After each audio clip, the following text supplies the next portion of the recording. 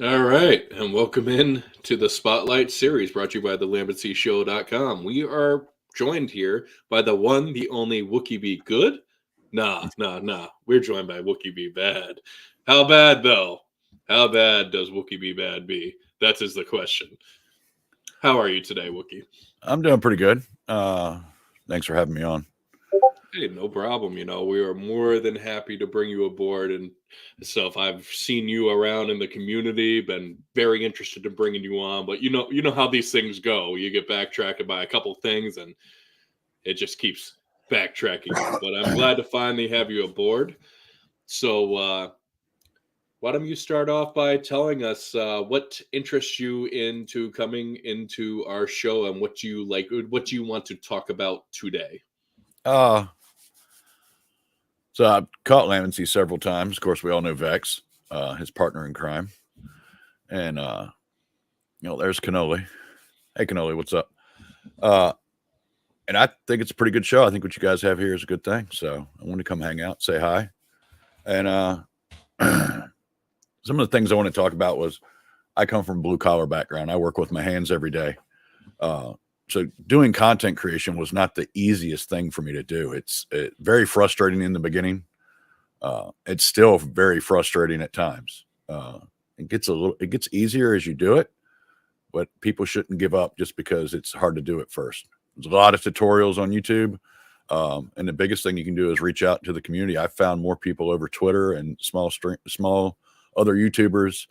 We're all linking together. We're all talking to each other, sharing ideas and stuff like that. So it's a really warm place to be, and it's a great place to make friends. Of course, this also has to do with who you reach out to. You don't want to fall into the wrong categories. If we're gonna be honest, I don't know how much you know about stream teams and stuff, but I've fallen into some problems in the past joining the Oh yeah, wrong type of communities where you find out real quick that they really don't care about you at all. In fact, all they really care about is themselves, but they like to make it look like they care about everybody. So it's a matter of keeping, your own identity, but also being able to reach out and make friends within the community. Can you do it in the right way? That's always the struggle in content creation. I don't know about what your experience with I've falling into dealt the with some wrong shady crowd is, people. but More of that was on Twitch than YouTube. I think and I see a lot of streamers on Twitch. You can tell that their ideologies and their mentalities are one way, but they're going completely against it because they know if they say something, they're out. Um, there's several people I watch that I feel sorry for them in a way. Yes, they're making bank, they're doing this, they're doing that, but they're not being themselves. And that's the kind of people I tend to gather around. You can tell they're being themselves.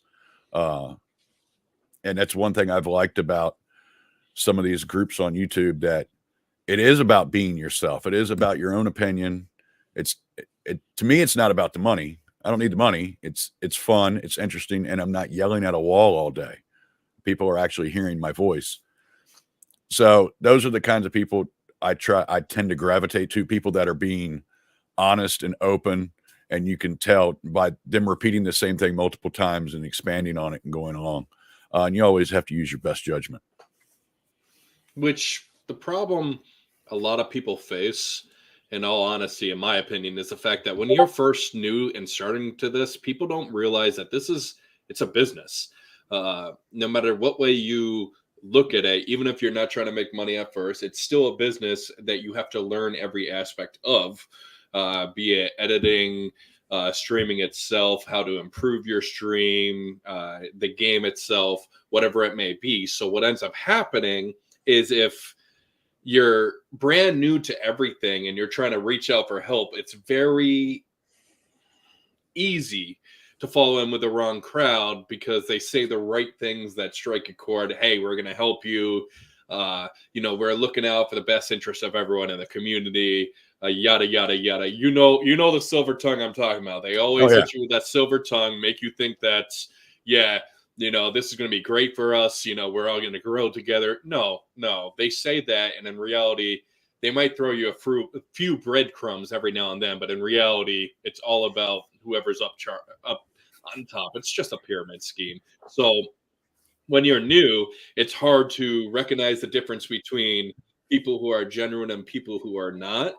And sometimes, unfortunately, some people have to learn the hard way. So Well, I have it in trying to warn people ahead of time. and it's like corporations and governments. The best thing corporations and governments do is take care of corporations and governments. They don't take care of their employees or their constituents, or they take care of themselves. It's a trickle down effect. You're going to get crumbs at the top while they're getting a whole loaf of bread. That's how it always works. And it's the same in life too. You go to work for a big corporation, you're nothing but a number. So, but yeah, I think as far as like getting in with the wrong groups, I think Gary said it best. Like, he doesn't have any. What's up, Hassan? He doesn't have any sponsors, and sponsors he does have are on his terms. And that's the best way to. I'm one of those people that I just don't care. I'd rather do it myself. I don't ask for shout outs. I don't care for handouts. I'd rather just do it myself. Well, that's the thing, is it's like you eventually have to learn that you have to crawl before you can run. And unfortunately, a lot of these people think that if you get into working with these stream teams that are promising all these big things, they think that because they're in this community, they're going to be big, all that other stuff. Or even if they do have the background work where, all right, first of all, if they think they're going to be able to crawl before they walk, what I mean by that is they think they're going to get in these communities immediately be big. That's not going to happen because you don't have the background work. You don't have the experience of video editing, live streaming, all that other stuff to be that interesting and that popular that quickly. It's a learning experience. But let's say you do have that experience. All right. You're not getting popular through that stream. You're getting popular through your own hard work and dedication. And from people who actually care about you within your community. And you'll find that out. I mean, some people are blinded by it originally because they think that it's because they're in their team. But in reality, it's just, no, your content got better. And then when the people start putting two and two together, they're like, wait a second, this team is not actually doing anything for me. You know, and it's just a shame. I really, want to see all these things just go away and people actually reach out to other people who genuinely care. I have this thing like Cannoli knows, and I'll say it to you live, and I've said it to people numerous times before. If I've got something that you see that you're interested in and you want to know more, reach out. I may not be able to respond to you right away, but as soon as I get a chance, I don't mind spreading knowledge, because eventually I'm going to need somebody's help as well. And it's not like I haven't received people's help in the past either. We all need a little help sometimes, but it's about the right way of going about doing it. Right. And like I said, the best thing to do is use good judgment. Nothing is ever free. Nothing's ever free. And if you didn't work hard for it, it's not worth it. It's not going to last. Is my whole opinion on it. I used to tell myself that when I first started working on cars. I'm like, well, if it's easy, it's not worth it. And it got me through some cuts and some bruises. But in the end, after doing it for 20 years, it has paid off.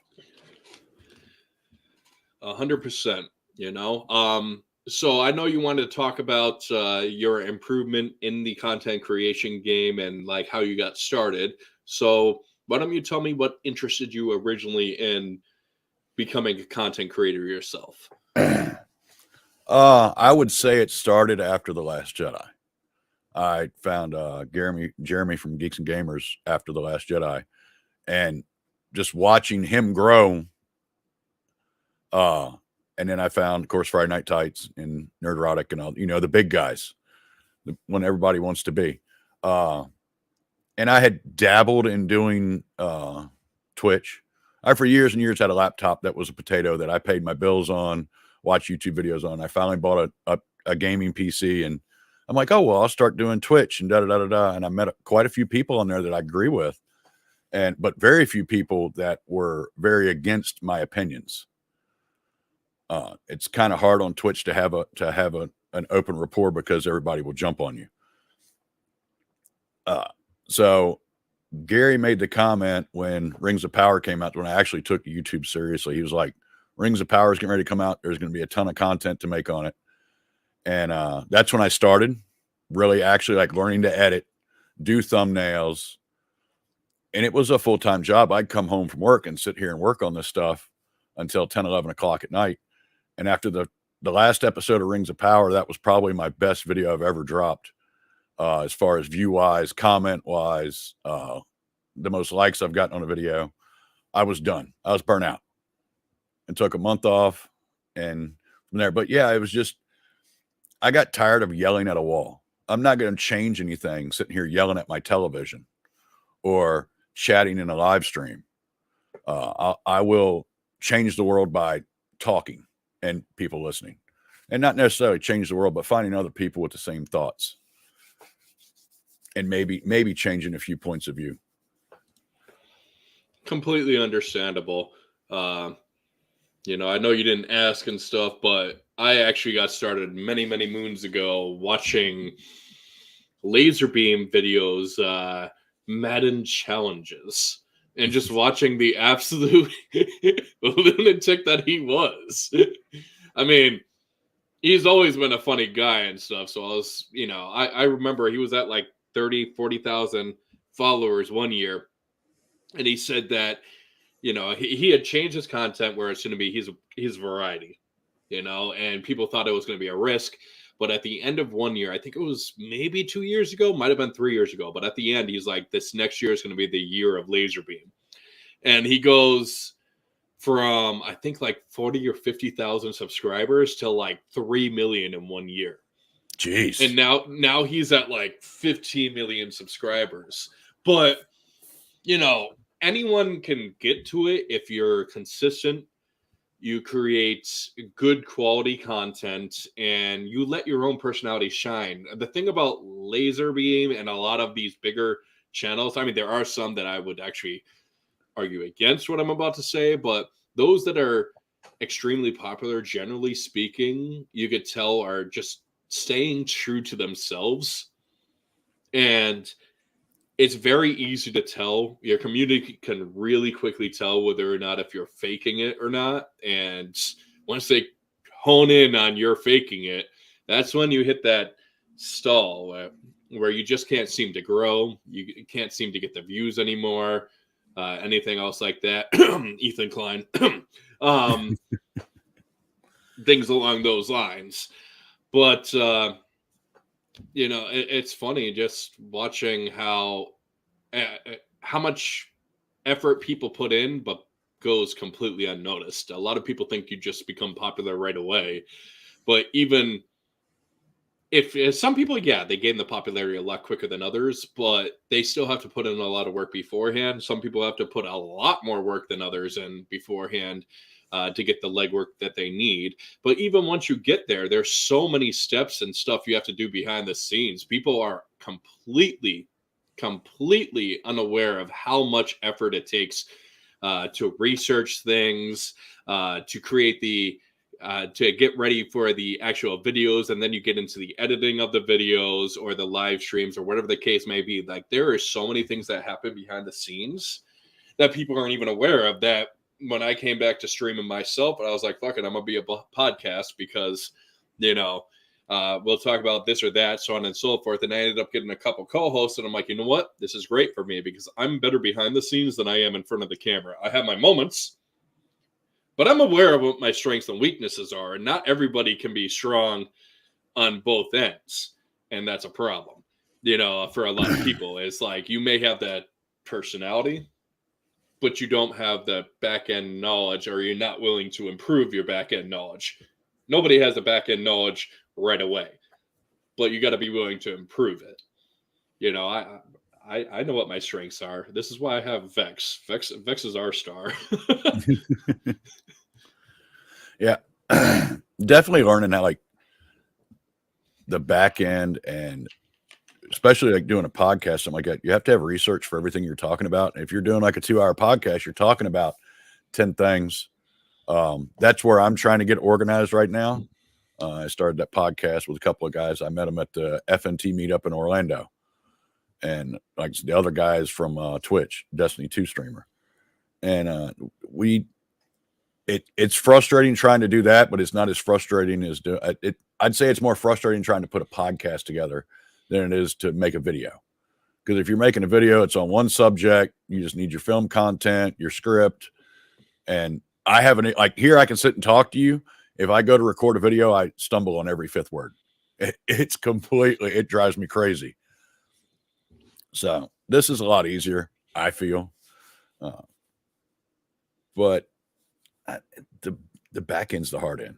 That's the hard. Anybody can look at a camera and talk to it, pretend there's no one there. But thank you, sir. Thank you. I'm working on it. I think we're on episode 3 in a couple hours. Which would be really nice to see and stuff. I'm actually going to have a chance to actually catch it. I'll probably have your show on in the background while I'm doing some, back end stuff, getting ready for This Week in Gaming at 9 p.m. Well, and a lot of people don't realize other things. When people are watching your stuff, that's a lot of what's going on. I got on my Rings of Power videos and one of my Velma videos is like, you have a great voice. I enjoyed listening to you while I was jogging. Like, people are not always watching your videos. I always have a podcast or a live stream or video on this monitor while I'm doing stuff on this monitor. Twitter's on this monitor. So unfortunately, I've built a nest now that I've been doing YouTube, but Wait, so were you talking about my voice is a great voice? No, people were telling me that. Oh, like they didn't even watch the video. They're just listening to it. It's funny how that happens too. And the funny thing is before I really got into this podcasting thing, what blows my mind now is when I look back, I've always been told for years that I get a voice for radio, especially if I actually do my true deep voice, which I've yet to really do. I mean, occasionally I'll do it as a joke and people think I'm joking. But when I let my real voice out, I tend to tone my voice down because in all honesty, my real voice is intimidating to the point where I've suppressed it long enough where this has become my new norm. But it's funny because you're right. There are a lot of people who will listen to it while they're jogging at the gym or, they're at work or they're doing something in the background. And I actually like that because, that's what I aim my target towards. I try to make it where if you want to watch the stream or the podcast itself, there's something for you to watch. But if you don't have the opportunity to watch it, but you can listen, it's still going to be good enough quality where you can understand what we're talking about, so the graphics are just a bonus, not a requirement, which is another thing that kind of drew me to podcasting. I'm not sure about you, but for me, it's like, that's another reason why I like this because, you don't have to be completely 100% focused on a 2-hour stream, Yeah. And I brought it up on some of my streams that, I did the review for The Peripheral. It's a show you have to sit and watch. You can't have it on while you're doing stuff around. You have to sit and pay attention to it or you're going to miss something. And there's podcasts. Usually it's mostly audio. Every now and then there's a couple of things you want to see. But yeah, I think podcasting is much easier and you don't have to have an elaborate set. Everybody got all these fancy backgrounds and all this other stuff. Even Twitch streams, when people are playing video games, a lot of people have that up and they're playing the game too, or they're doing back end stuff. So I would concentrate more on audio than a good microphone and a good setup. Take you a lot further than fancy background or fancy graphics. Well, then on top of that, when you have a lesser microphone in the beginning and stuff, there are ways to, depending on what platform you're using, if you're using just straight from PlayStation to Twitch or StreamYard to Twitch or whatever the case is, you might not be able to do this. But if you're using, for example, Slabs or OBS or whatever the case may be, there's filters for your microphone that you can use. Which is funny because I was using that for the longest time to at least make my mic acceptable. But then as soon as I got this mic, it actually made this mic sound like absolute trash. And then I took everything off. And the way you hear my mic, this is with no filters, no nothing. It literally just sounds like I'm in the room with you having a conversation. Yeah, I just have a noise gate on mine.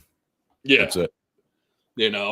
But that's like you said, audio equipment is huge, especially now and stuff, because we all know people can't pay attention for a long period of time. Thank you, TikTok, and other forms of media. But it used to be, I remember people could your average video was 10 minutes long and people would be like, oh, that's nothing. I could watch that with ease. Now people are struggling to even get through like 2 minutes of it because they're so used to watching 15-second shorts, that they're just like, oh no, skip. I seen a video on Twitter the other day. It was like a little 4-year-old kid playing Minecraft and he had the phone flipping through shorts at the same time. I saw that video. Oh God. And I was like, I hate reels and I hate short form content, which is funny because I have ADHD, but that's why I'm usually doing multiple things. But for me, the attention span of people right now sucks. For me, I don't mind shorts per se if they're used as a way to draw you into long form content. It's when you completely just use that as your only form of content. Now, don't get me wrong. There are some people who make some really good shorts or TikTok reels or whatever, who have mastered that. But then I've watched them try to make long form content, and they can't do it. When I do watch them, I usually watch. That's two married couples I watch. The wife always throws a shoe at the back of the guy's head. And the other one is she's a redheaded. You talking about that guy who's always making like these dad jokes and stuff that makes her, talking about like the wife issues and stuff. And then she like picks up her shoe and tries to throw it at him as he walks away, just like. And there's one. It's a husband and a wife. She's red hair, kind of small. I think he's kind of stocky and bald. I think, but all they do is bust on each other the whole time. Those are the only ones I really like because that's short. Little puns and jokes. They're fine. The cooking videos are abysmal. Those people don't know how to cook. Oh God! Don't even get me started. I'm still laughing that they made an entire news article and stuff about the guy who made a joke about having a great recipe for cooking NyQuil chicken, which was clearly a joke. Yeah. And the news organizations were like, well, no, this is very dangerous. Well, no shit. Well, you got to be careful with Tide Pods ever since Tide Pods. Honestly, once that happened and Tide started making these announcements like, hey, these are not for consumption. Please don't eat these. Immediately, I was saying to all my friends at the time, I'm like, listen, I hate to be the bearer of bad news, but they shouldn't be saying things like that. In all honesty, they should just let it go and let natural selection take their course. Because if you're that dumb to eat a freaking Tide Pod, that's on you. Now, if you want to give me an argument, for example, that you shouldn't keep Tide Pods in a low position because it may look like candy to an infant, that's another argument. I can understand that argument. Okay, put it on a higher shelf. But we're talking about teenagers that, all right, I get that their brains are still developing, but you know right from wrong, and you know that you shouldn't be eating this. You're just being dumb trying to act cool. Yeah, which I don't understand what was cool about that to begin with, but whatever. Vex didn't know we could stream on YouTube. What's up, Vex? Well, the thing is I couldn't really before. Like I could, but it wouldn't really connect with my post about going live. With this, it's just handling it for me, so I'm not that worried about it. But welcome in, Vex. You missed all the bad things we've said about you. The first time I seen Vex was on Cannoli's podcast. I think it was the first time you had her on there. I laughed so hard. But yeah, I'm a firm believer, and we should have one day a year where we remove all warning labels. I mean, come on. We live in a country where Planters Peanuts has a caution may contain trace amounts of peanuts label on it. Now, you know damn well that some asshole decided, hey, I'm allergic to peanuts, but there's no warning on this thing that says peanuts. I want a lawsuit. I want to get some free money. So here's what I'm going to do. Being deathly allergic to peanuts, I'm going to buy this Planters Peanuts and then eat it and then sue Planters Peanuts for not warning me that it may contain peanuts, even though it clearly says peanuts. I mean, come on. We have warning hot coffee on coffee cups.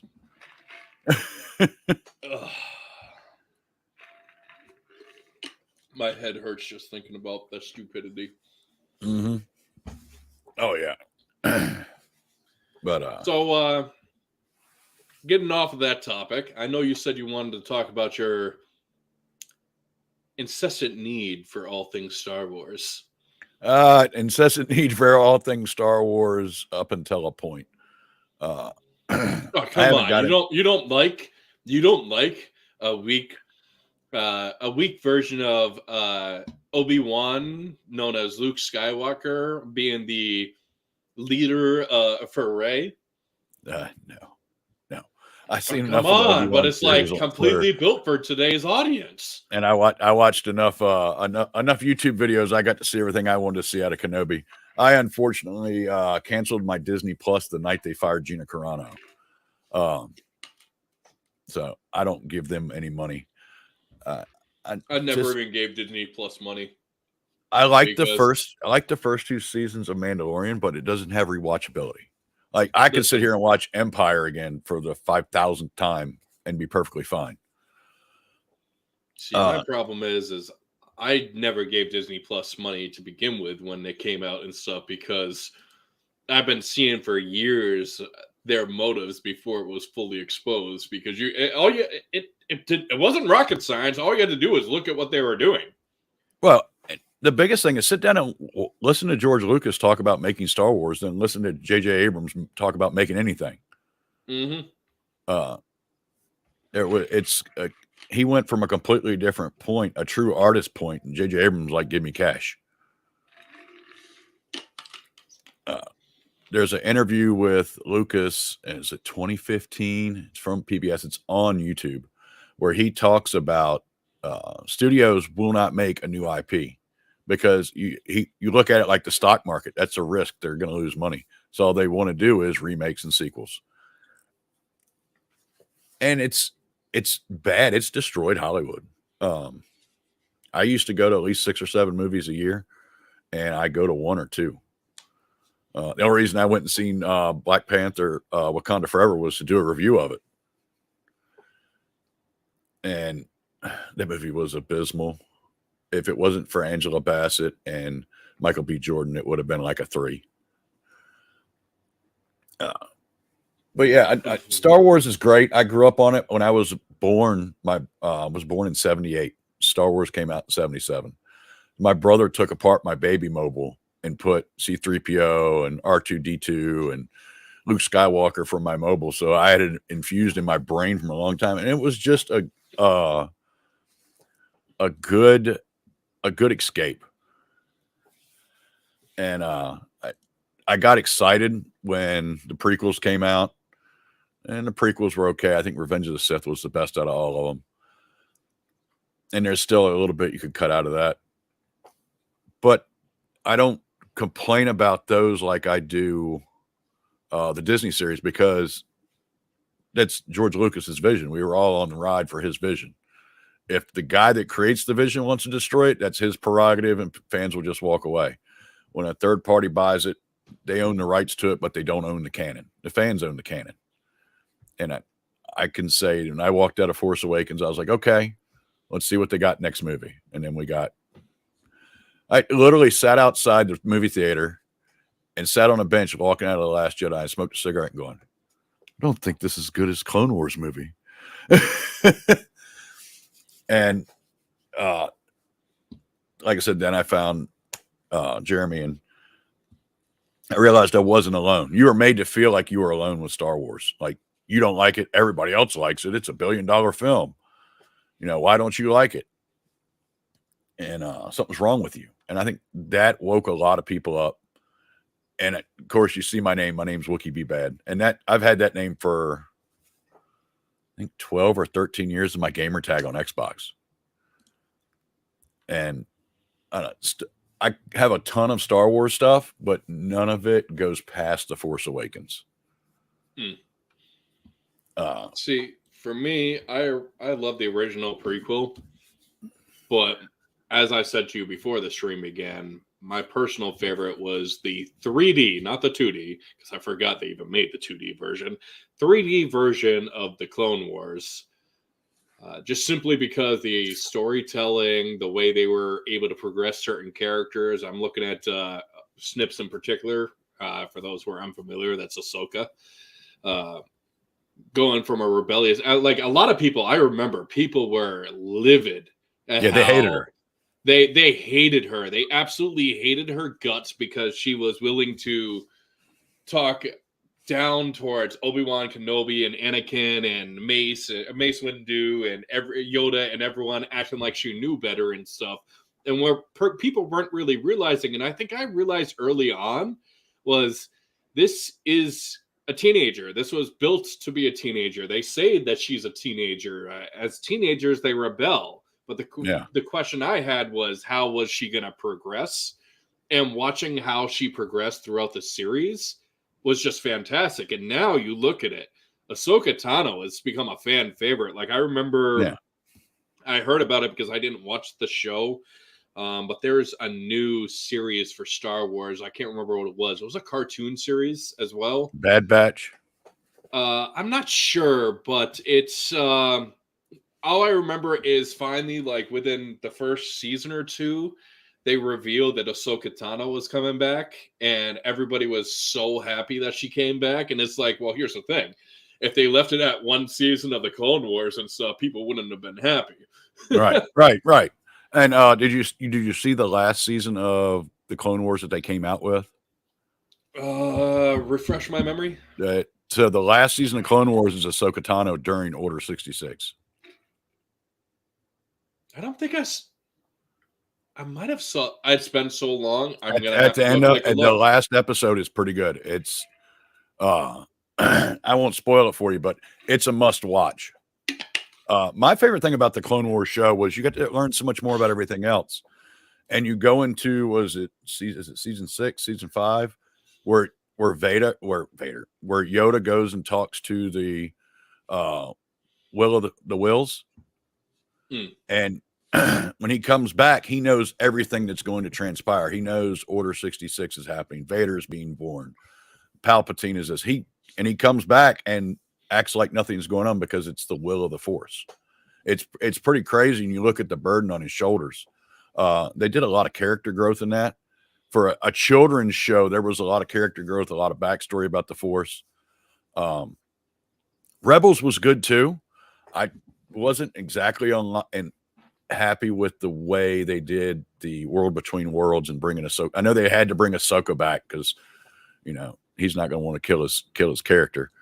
But the fight between Vader and Ahsoka and Rebels is pretty good. As a matter of fact, I have a tattoo on my leg that is basically taken from that with Vader's mask half busted. And then they had to ruin it with the Kenobi series. So I'm kind of mad at them for that. It's actually funny. One of my favorite lines from Star Wars lore period actually came in the Clone Wars. And it's something that I think is a criminally underrated line strictly because it was just a small segment of the series. But I think it was just so great. I can't remember who it was exactly. I know it was one of the Jedi generals and stuff, but they're trying to save the Twi'leks, and all you hear is "For the Republic and for the Twi'leks," And one of my best clips I had originally from my original channel was I was playing not Knights of the Old Republic. Crap, why am I? Because it's an EA game. Thank you. Because it was an EA game, I blocked it from my memory. Battlefront 2, after all that fiasco. Yeah. I had played it, once I started fixing some things, but it never lived up to its hype. You know what I mean? At least for me. But I was playing it, and I was playing it with one of my viewers at the time, and I was like, ready? Charge for the Republic and for the oh wait, we're Empire. Yeah.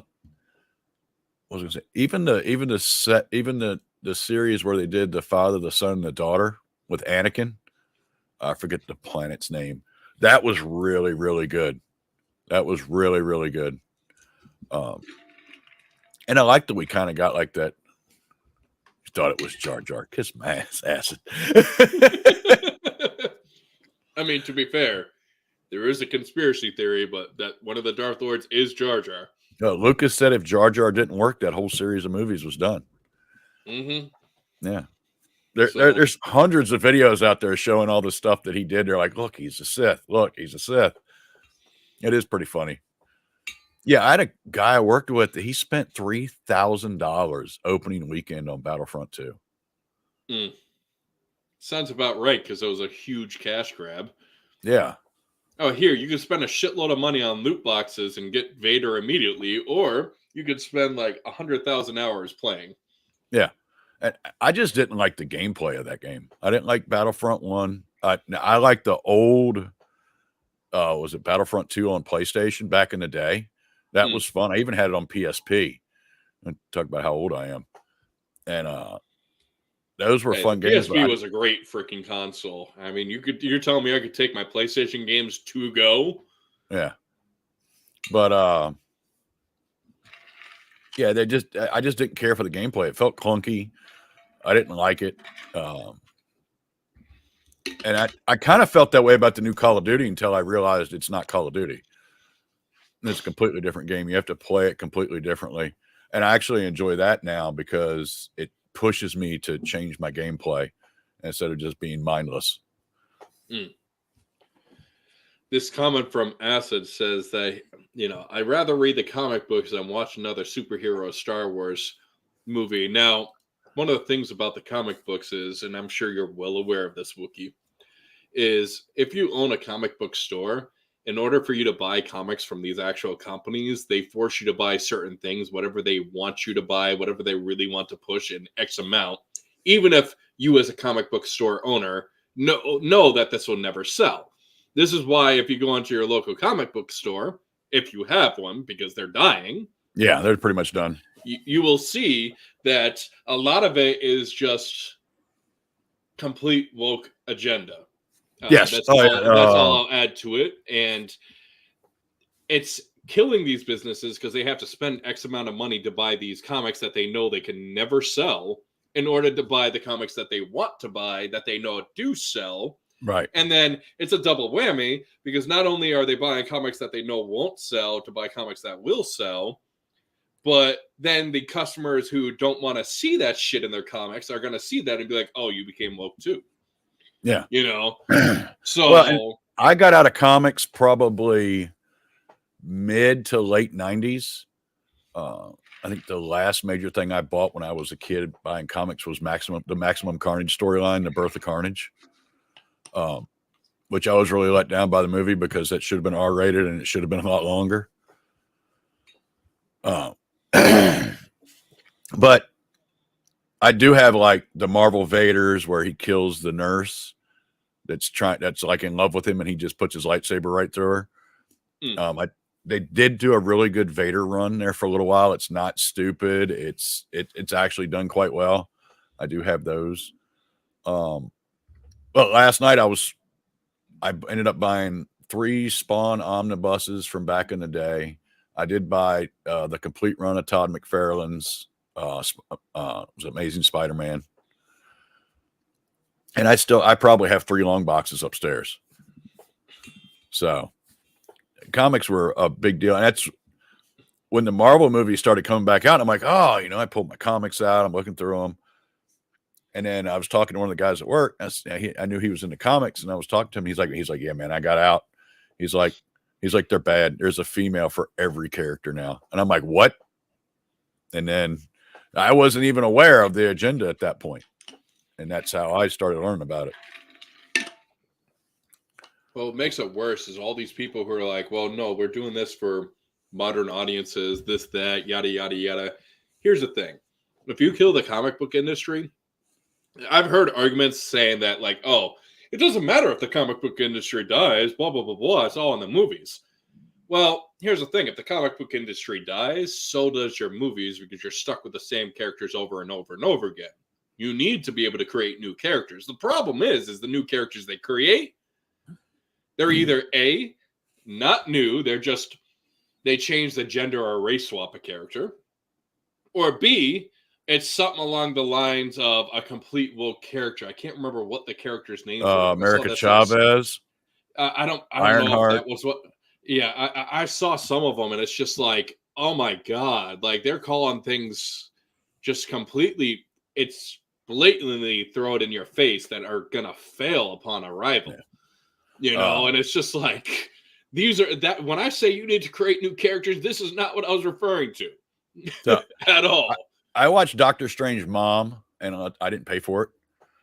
My whole favorite thing in that entire movie was Zombie Strange. That's the only time I really felt like that, and the Evil Strange, but that's the only time I felt like Sam Raimi was actually doing anything in that movie.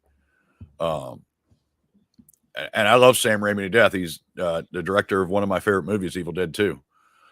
I got ash on this leg.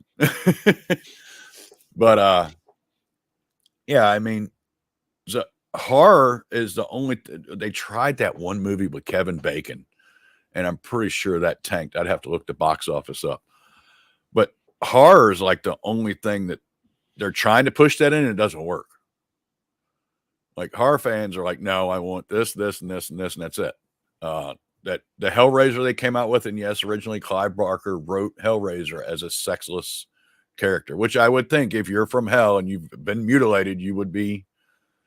But everybody said there was too much of this, and it took an hour and a half, and it missed the stepmother as the protagonist. So they left several things out of it. Now, Clive Barker's crazy as hell. But I love the original Hellraiser movies. I think I watched the first one when I was 12, eating a bowl of spaghetti. But horror seems to be the last standout for the most part. I haven't watched Megan yet. Cannoli said it was good. Acid said it was good, so I'm going to have to watch it. I was telling Cannoli, I think probably the best thing that's come out in quite a few years is probably the Paranormal series. I kind of blew that off because it was such a low budget or whatever. And then I was one night, it was on HBO, and I watched the first one. And next thing you know, I'm watching the fourth one, and it's 4 a.m. in the morning. So those were pretty good.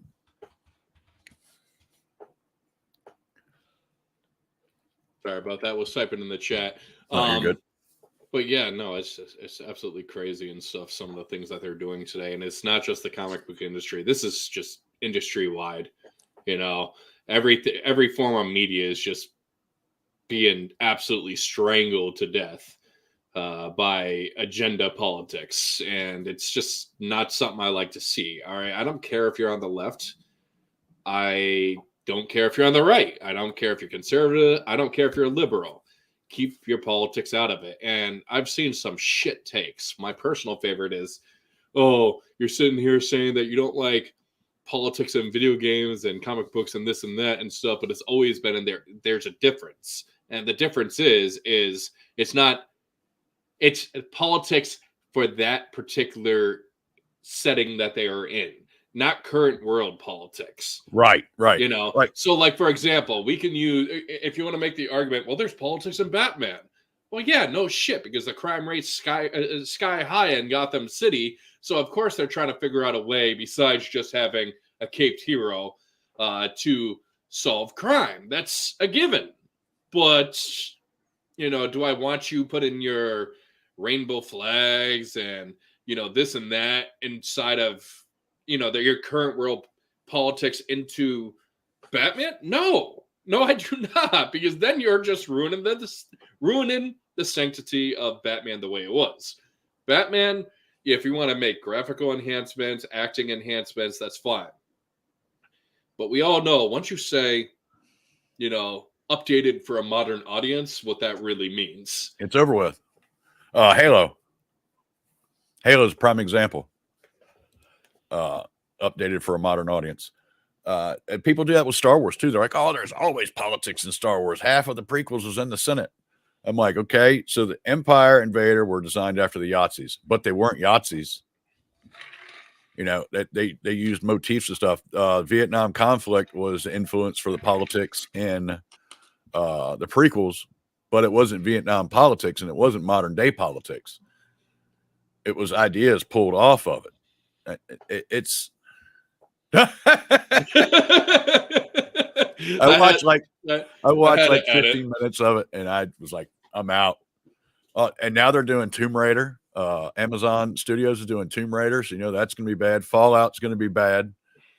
Warhammer is probably going to be pretty good because it's another studio doing it, and Amazon is just putting it out. Bro, you know it's going to be bad when Square Enix, when Final Fantasy VII Remake was being, the original part was being made, there was controversy over the size of Tifa's chest. No woman can naturally have a chest like that. Oh, yes, they can. She's she's the most famous person in Italy's parliament. yeah, Vex. I was talking about Paranormal Activity.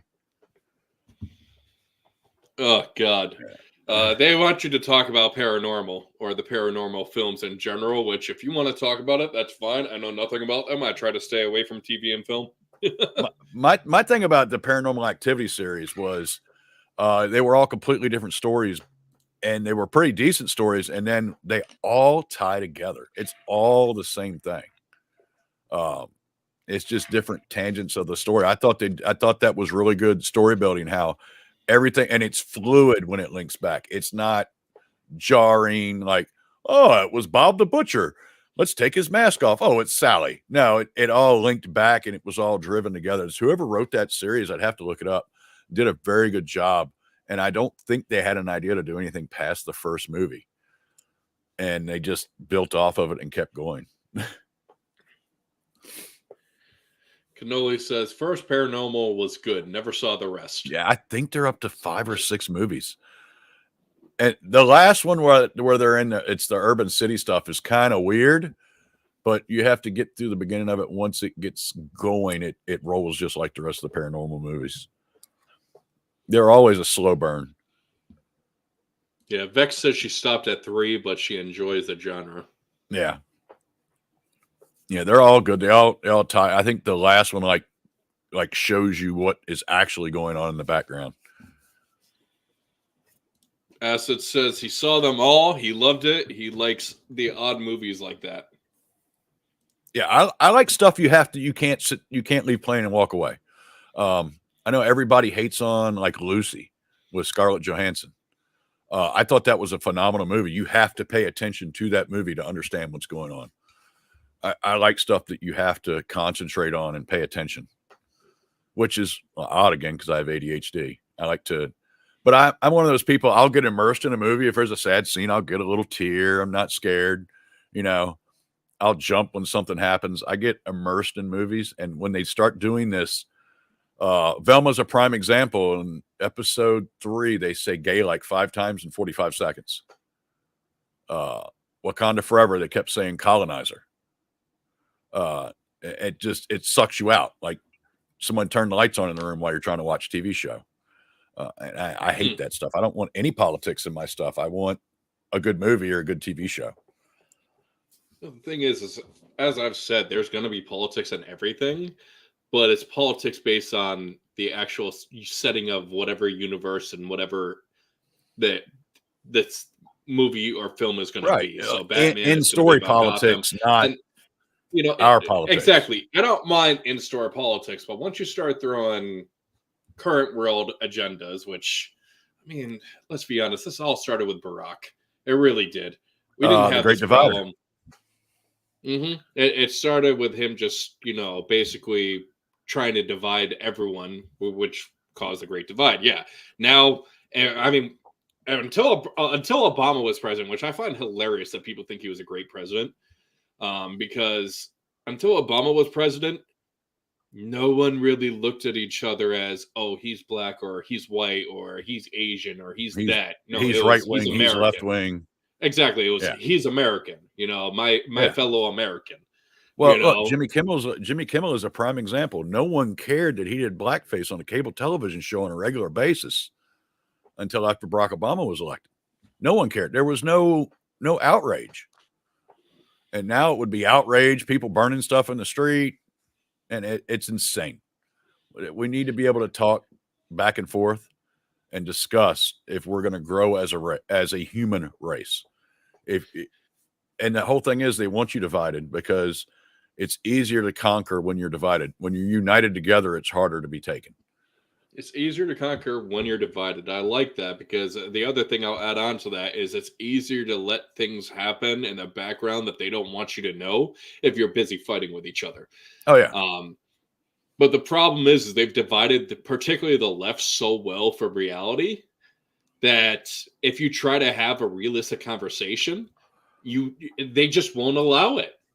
You know, it's almost impossible to talk with someone from the left because they're completely blinded by all the garbage and lies they've been fed for so long that they further divided into that if you try to, if you try to back any of your statements with facts, they're like, well, that's not how I feel.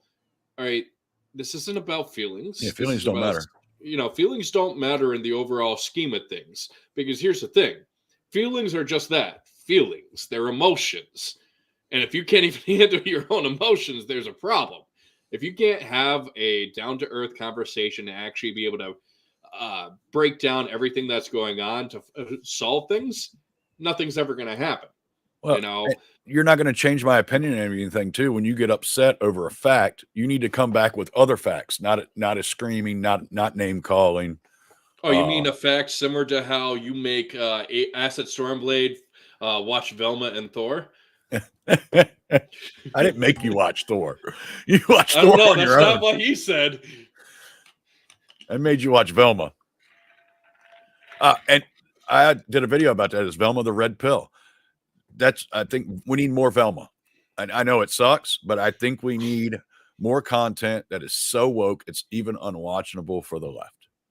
The problem is it's just such blasphemy to me. Like listening to them speak and listening to the way they view the world, and Mindy Kaling in particular, it's like I listen to her speak, and all I'm thinking to myself is, here is a privileged person who has been rich for a long time, but all of a sudden she wants to blame racism for any role, basically any role she hasn't gotten, failed to realize that she's only popular for originally the minor role that she got in The Office. Yeah.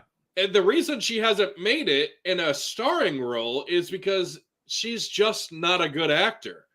No. I didn't even think she was that good in The Office, if I'm being honest with you. Like, she was okay, but I'm glad they didn't give her more lines than they did. Yeah. I didn't watch The Office too much. There was something about that show that got on my nerves. Honestly, I felt like that for a while too and stuff. But once you get past like the first season, it becomes easier to digest, and you kind of get the humor they're going for. You watch the first season, I can understand. Trust me, I can. The first season's humor, it feels kind of forced, but then you realize that's the humor they were going for. It wasn't that they were unfunny per se. They were trying to show that they're trying to be funny, but they're unfunny. And that was the humor they're going for. Like, this is how an unfunny guy tries to be funny, and that's our joke. Yeah. You know what I mean?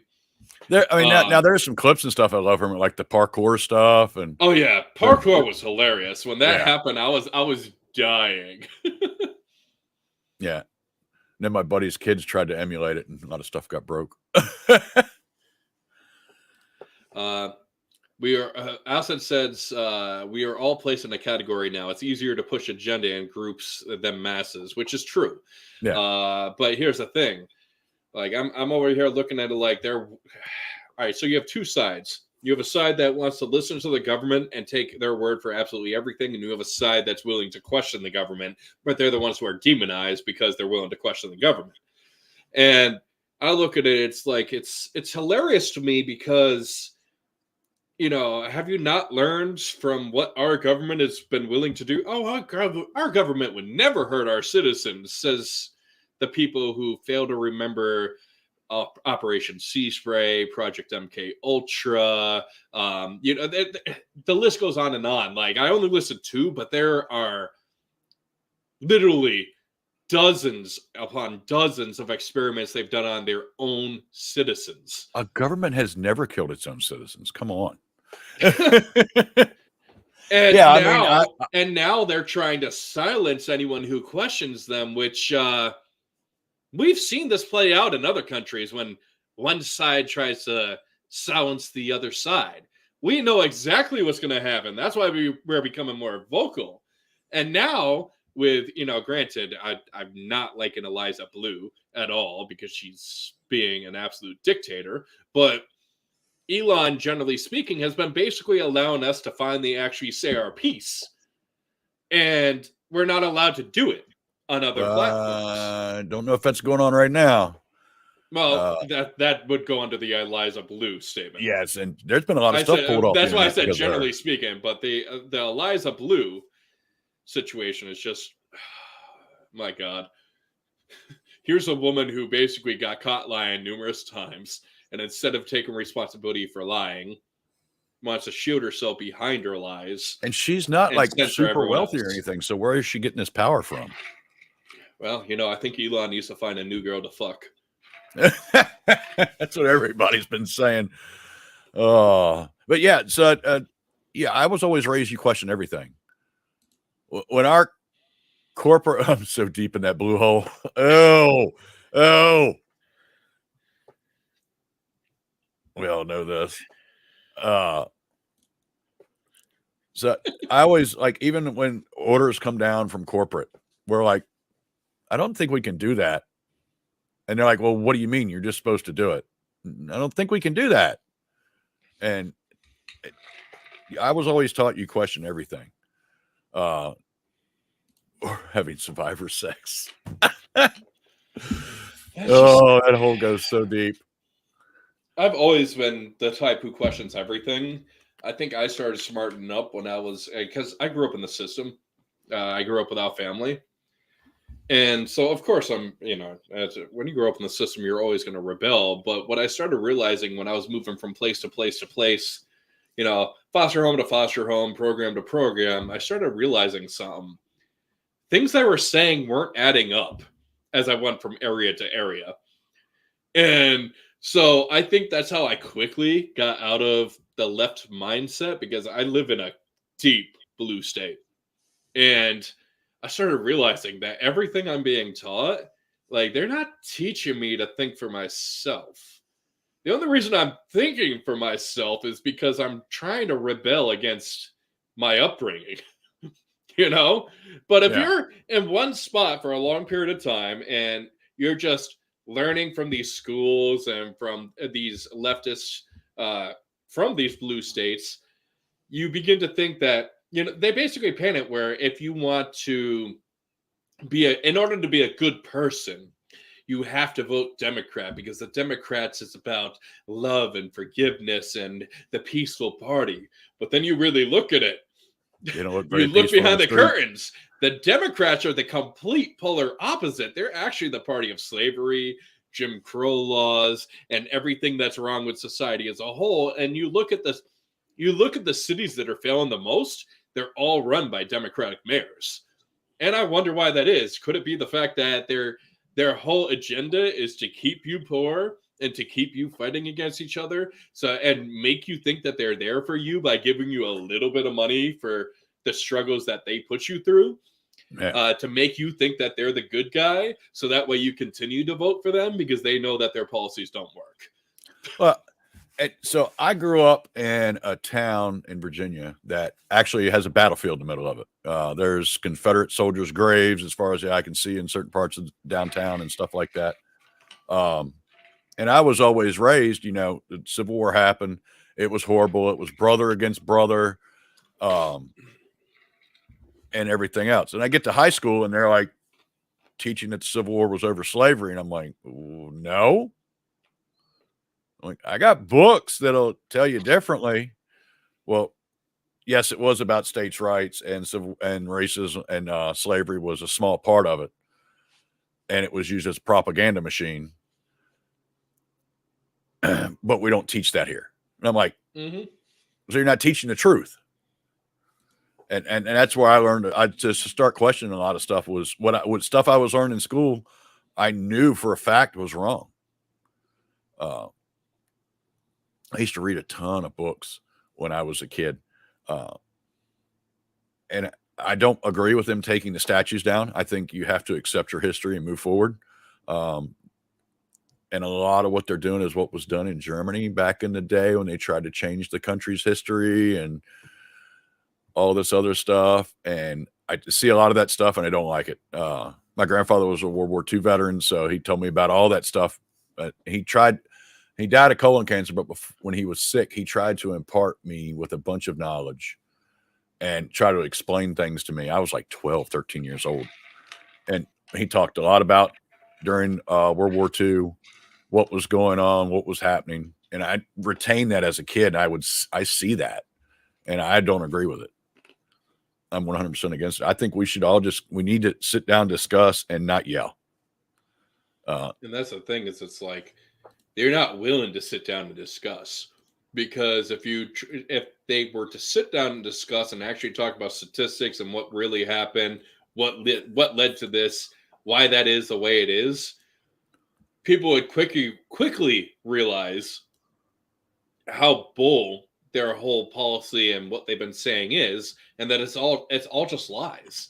And they're lies meant to deceive you, to make you think that they're your friend. But the thing is I can say the same thing about the Republican Party as well. The Republican Party has issues. This is not to say I'm a Republican or a Democrat. I'm neither. They both have their own issues.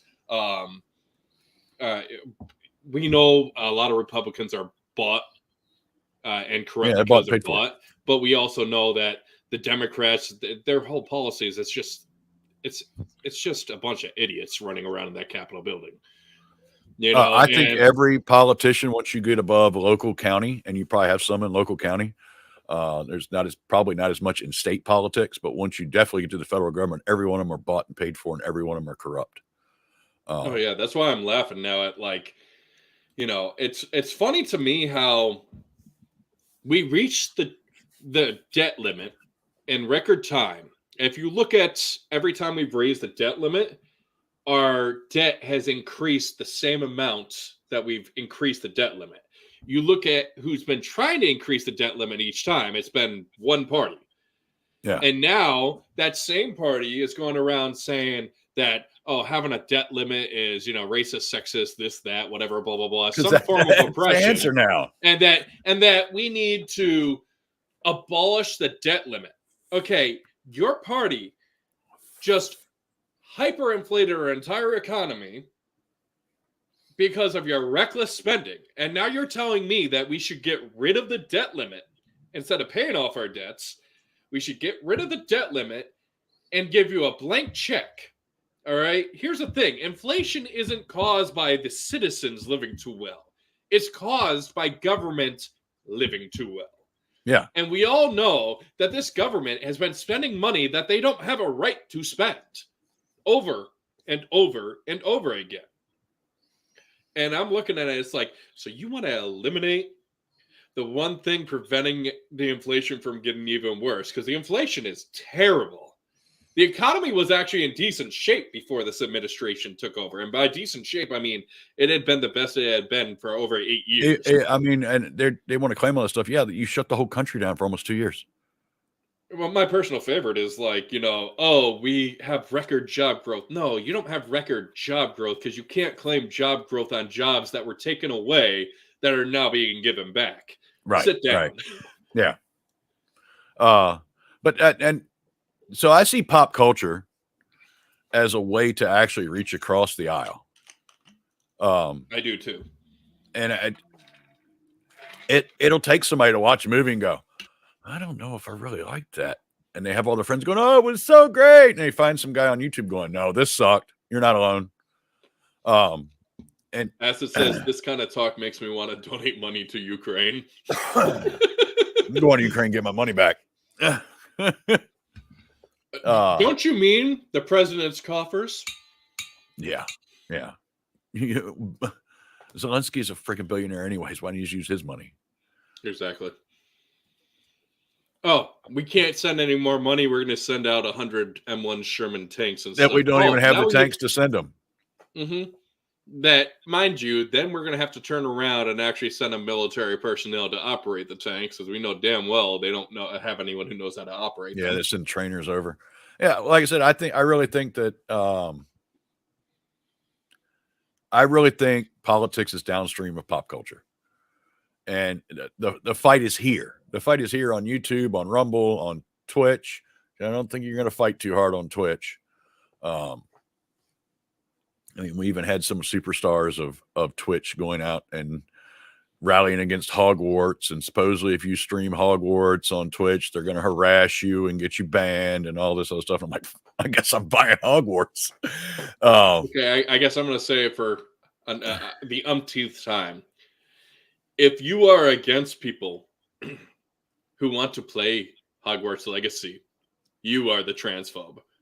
As J.K. Rowling has made no secret that she's against the overall agenda of the trans movement, yes. However, if you present her with an actual issue of why you're not allowed to do something that should be within your rights strictly because you're a trans, she has gone out and said on record that she would stand side by side with you and fight with you. Yeah. You have not done any of the sort. Instead, you've just labeled her instead of talking to her. They're getting on her because of her thoughts of somebody that raped multiple people and went to jail. Exactly. Yeah. And do you see her last tweet? She's like, I'll file your grievances with the rest of the places I keep my lost fucks. Oh yeah, I saw that. Oh my God.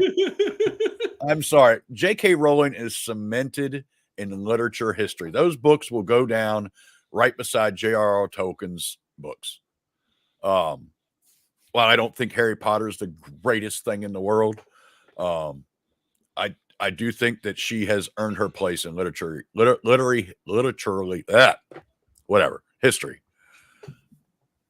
I agree. She, I don't think they're the greatest literature works in the world, but they were mesmerizing to me as a child. And there's a big enough fan base behind it. Out. Oh yeah. There's a huge fan base behind it, and rightfully so. It's like a really good book, and they did really well in the movies. I mean, I still haven't watched all of the Deathly Hallows. I think there's like 4 parts or whatever. I don't know. But, they did overall really, really good and tried to stay as true as I could to the books, which is not something you see that often. No, now they just take the IP and put their own characters in it. And exactly. And, so rightfully so, she's gained the fandom over the years. And while I'm not a big Harry Potter fan, I'll be honest, even before all the backlash for Hogwarts Legacy, I was looking at the game. I'm like, if this is the quality the game is going to be in and stuff, like that looks stunning. Yeah, it looks amazing. It looks magical. Like you want to be there, and it draws you to it. And then of course I hear all the backlash against it. I'm like, well, now I just want to buy the game. Especially when you started seeing the Steam tags. Things along the lines of Holocaust Simulator and things like that. I'm just like, well, I don't agree with the Holocaust, but the rest of the tags, you look at it, it's like, murder, this, that, and I'm like, okay, that sounds kind of cool. Yeah. Hold on 1 sec. Uh-oh, puppies. But yeah, I don't think they're going to be able to stop her. I think she's fully cemented. She's not going anywhere. Who else was it they were attacking that isn't going anywhere? I can't remember the name now. But I'm laughing at Acid's comment about I need to be in a blue state. I've been waiting on a peaceful protest and needing some new stuff for free. And here's the thing. That's like, you got to hurry up. Super Bowl's coming into TV. Here's the thing. It doesn't happen in every blue state, too, because that doesn't fly out here where I live. Not it only happens in certain areas. But if you go over to Gavin Newsom's California, on the other hand, I'm pretty sure you can get whatever you want. It only happens in certain areas, too. Mm-hmm. I feel bad for the people that have to go through it. I mean, you have your whole life taken from your store, burned down, looted, emptied, and then your insurance company, once they pay you off, cancel your stuff. You can't have a business there. I think they said, well, most of the Walmarts and Targets and all that were destroyed. There's no Walmart or Target there anymore. They didn't rebuild. The funny thing is like I had someone talking to me the other day. Well, not the other day. I've been talking about this actually on stream for a little bit as well. But I've had people talking to me. I'll hear about they're surprised that these big businesses are willing to do it. Well, here's the thing. It's a two-parter. First of all, as far as the big businesses go, like I'm going to say a two-parter. Usually I just say this first part, but as far as big businesses go, they know that whatever's stolen from them, they can make the money back in areas that don't steal from them by raising their prices. So people Yep. who aren't living in those areas are paying the consequences of these liberal woke policies that are allowing these criminals to keep being criminals. Right. The second part that I usually don't bring up, which is the lesser part that most people don't think about, is the other reason these big companies are willing to do that is because they know that smaller companies don't have the luxury of doing that. So what happens is these smaller companies, they're closed. They're gone. They're gone for good. They're not coming back. And that means more business is going to go to big retail. Yeah. And it's also a business too. A lot of this stuff is stolen in such bulk that it's a business to resale market. Look at when Popeye's chicken sandwich came out. We went to Popeye's that day to go get one. Some woman in front of us bought 50 of them. They were selling the combos on Facebook for $50. Who's going to pay $50 for a Popeye's chicken sandwich? I mean, I see people wait in line for 45 minutes for a Chick-fil-A sandwich, and I think they're crazy. Oh, to be honest and stuff, then you know it's going to be cold by the time you get it. Yeah, but yeah, people were paying for it. It's insane. And I just watched a video where a GameStop was stolen. Well, all those Xboxes and PlayStations and all that stuff you just stole, those are tracked. The serial numbers are kept by the just like Apple was telling people, hey, you stole our phones. We know which phones they are. How many rivers and ponds have iPhones in them now, contaminating the water sources? So you can steal all you want. You're not going to get away. My personal favorite, though, is all the companies who are all the people who just think they're righteous by being like, oh, but these companies can make all this money, blah, blah, blah, blah, blah, blah, blah. And then they turn around and they're like, oh, we don't like this. You guys are treating us like slaves, so on and so forth. Okay, then why are you tweeting to me about this on your iPhone or Samsung or whatever the case may be? That's only being made possible by child slave labor out in some other country. Yeah, no one wants to talk about current slavery. They want to talk about the United States slavery during the Civil War. They don't want to talk about current slavery. Technically, it's not slavery when you consider they're getting paid 10 cents a day. I mean, that's rich for them. Well, they said like missing children, when they don't find them, it's like 9 out of 10 are sold into slavery. Mm-hmm. Yeah, this is true. I guarantee you a lot of them are owned by companies like Apple. Yeah. I mean, all you had to do is look at, I think it was Shenzhen, China, I want to say. I don't remember. I think it was Shenzhen, China. Has their largest factory. And you notice how like Apple's been having issues recently with like stock. And it's all because of one person. They have a zero COVID policy in China. And one person got COVID in their factory. They shut down the entire factory, locked everyone inside the factory, were forced to live inside the factory in very unsanitary conditions, I might add. We're talking about like they don't have showers. They have very limited toilets. Like there was shit everywhere. Like not just shit as in like clothes and this and that all over the place, but literal fecal matter, yes. Everywhere. And eventually the employees got fed up with it, or the people who worked there, whether or not they get paid a good amount, probably not. And they were living in inhumane conditions, so they started rioting. And what happened? The media in the Western Hemisphere, that we're in, just wasn't allowing that to get out. That one place you could find it and stuff where it wasn't being taken down was on Twitter, but every single time someone would try to post it, someone would try to flag it. All right. Well, there's one thing that China does that I agree with. I want to say it was the same day Sandy Hook happened. There was a guy with a machete killed like 18 people in China. There was no media speak about it. The guy's not famous. It's not broadcast throughout the country. I understand, wanting to spread news and talk about it, but that should be the end of it. It shouldn't be. We shouldn't be celebrating these people. I feel like so many of these people get celebrity status from it. Look at Top Mom. Top Mom is a celebrity, or was for a while. And every now and then you still see her name come up in the headlines on the news. And so I have an older parent I take care of, and news is on 24 hours a day. And I finally got them to understand they are going to dramatize and find the worst stories in the world and repeat the same thing over and over again because their business model is you watching them. If there's nothing really to report, they're not going to. It's like I had a friend call me 900 miles away. Hey, man, are you guys doing okay? We had that hurricane go up the Gulf side. And I'm like, yeah, I'm fine. He's like, oh, I heard all of Florida was underwater right now. And I'm like, it hasn't rained here in 2 days, dude.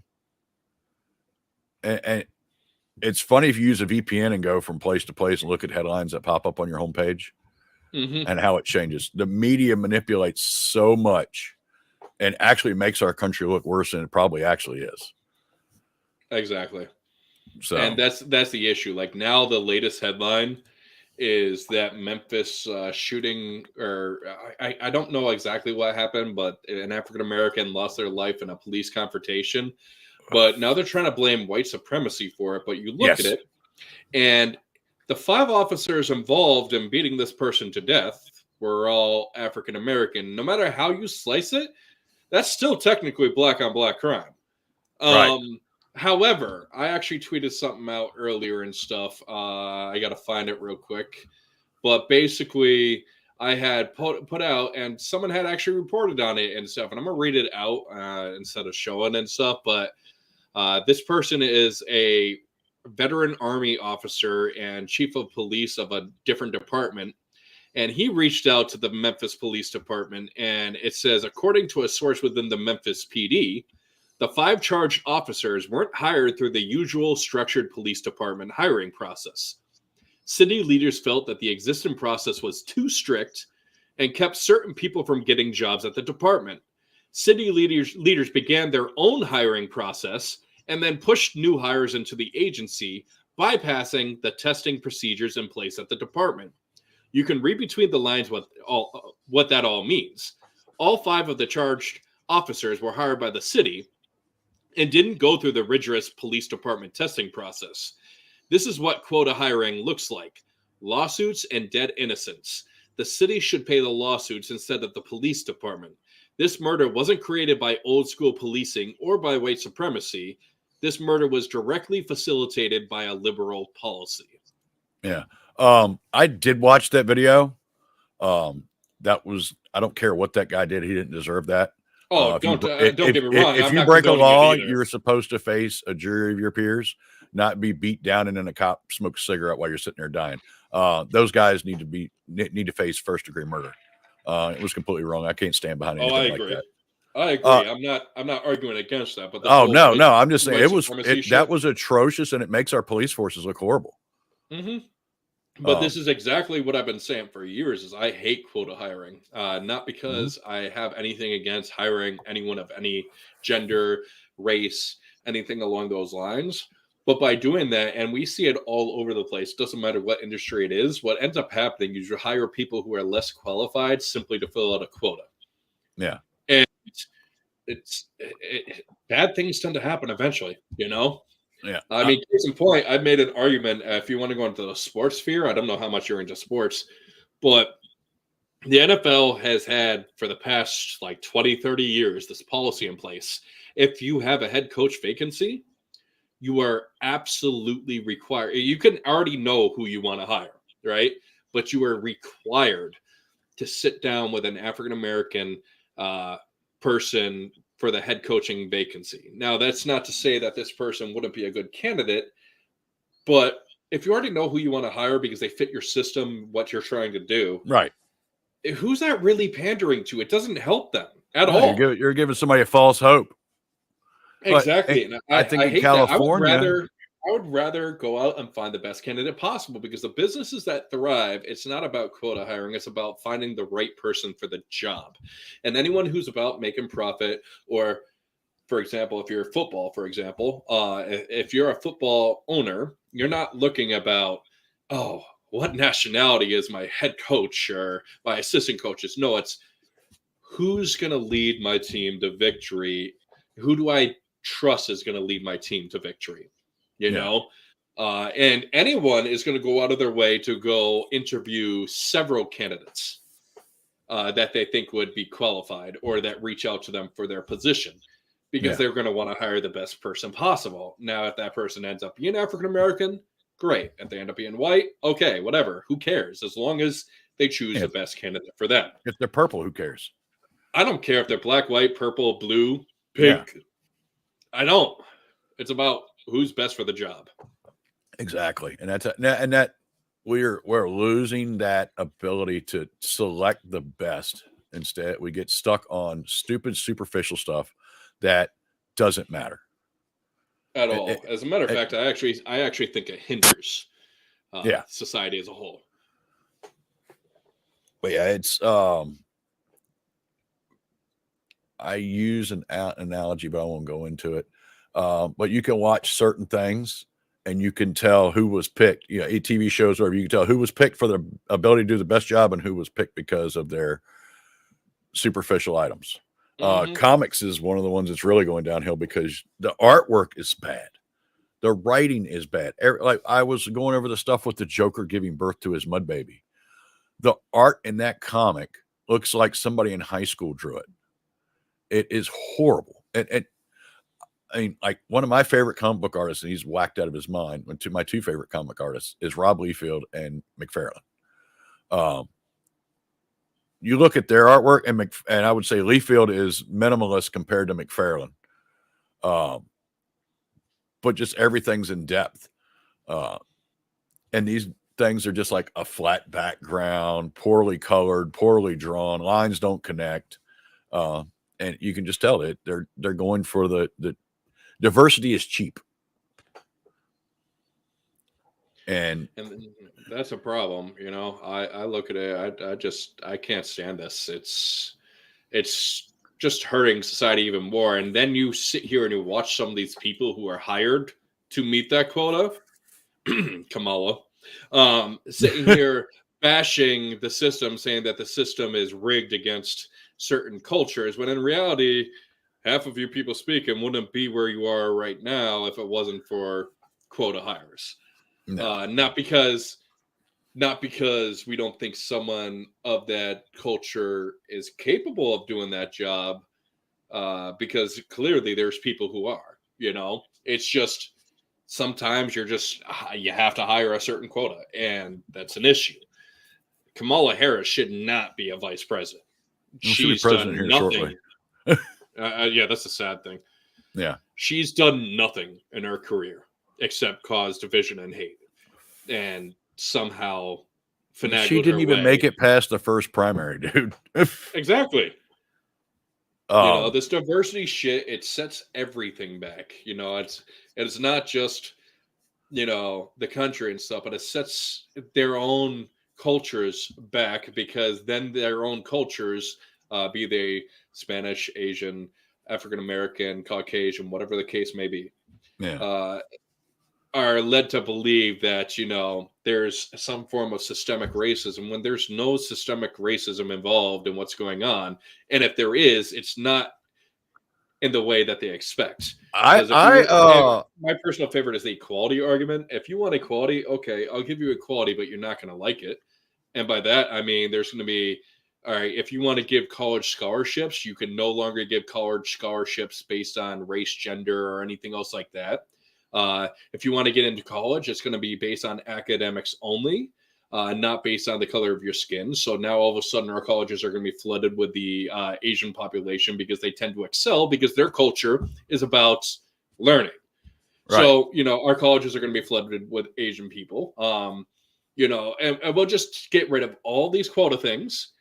And then you're really going to see how far back your ethnicities really are off of your own doings. What we need to do is talk about the actual cultural issues going on within these cultures and have members of their own society speak out against it and be heard. The problem is that every time I hear someone speaking from within their own community being like, hey, listen, we need to talk about our own community, they get called an Uncle Tom, or they're trying to pander to the white person, or whatever the case may be. Yep. And that's an issue.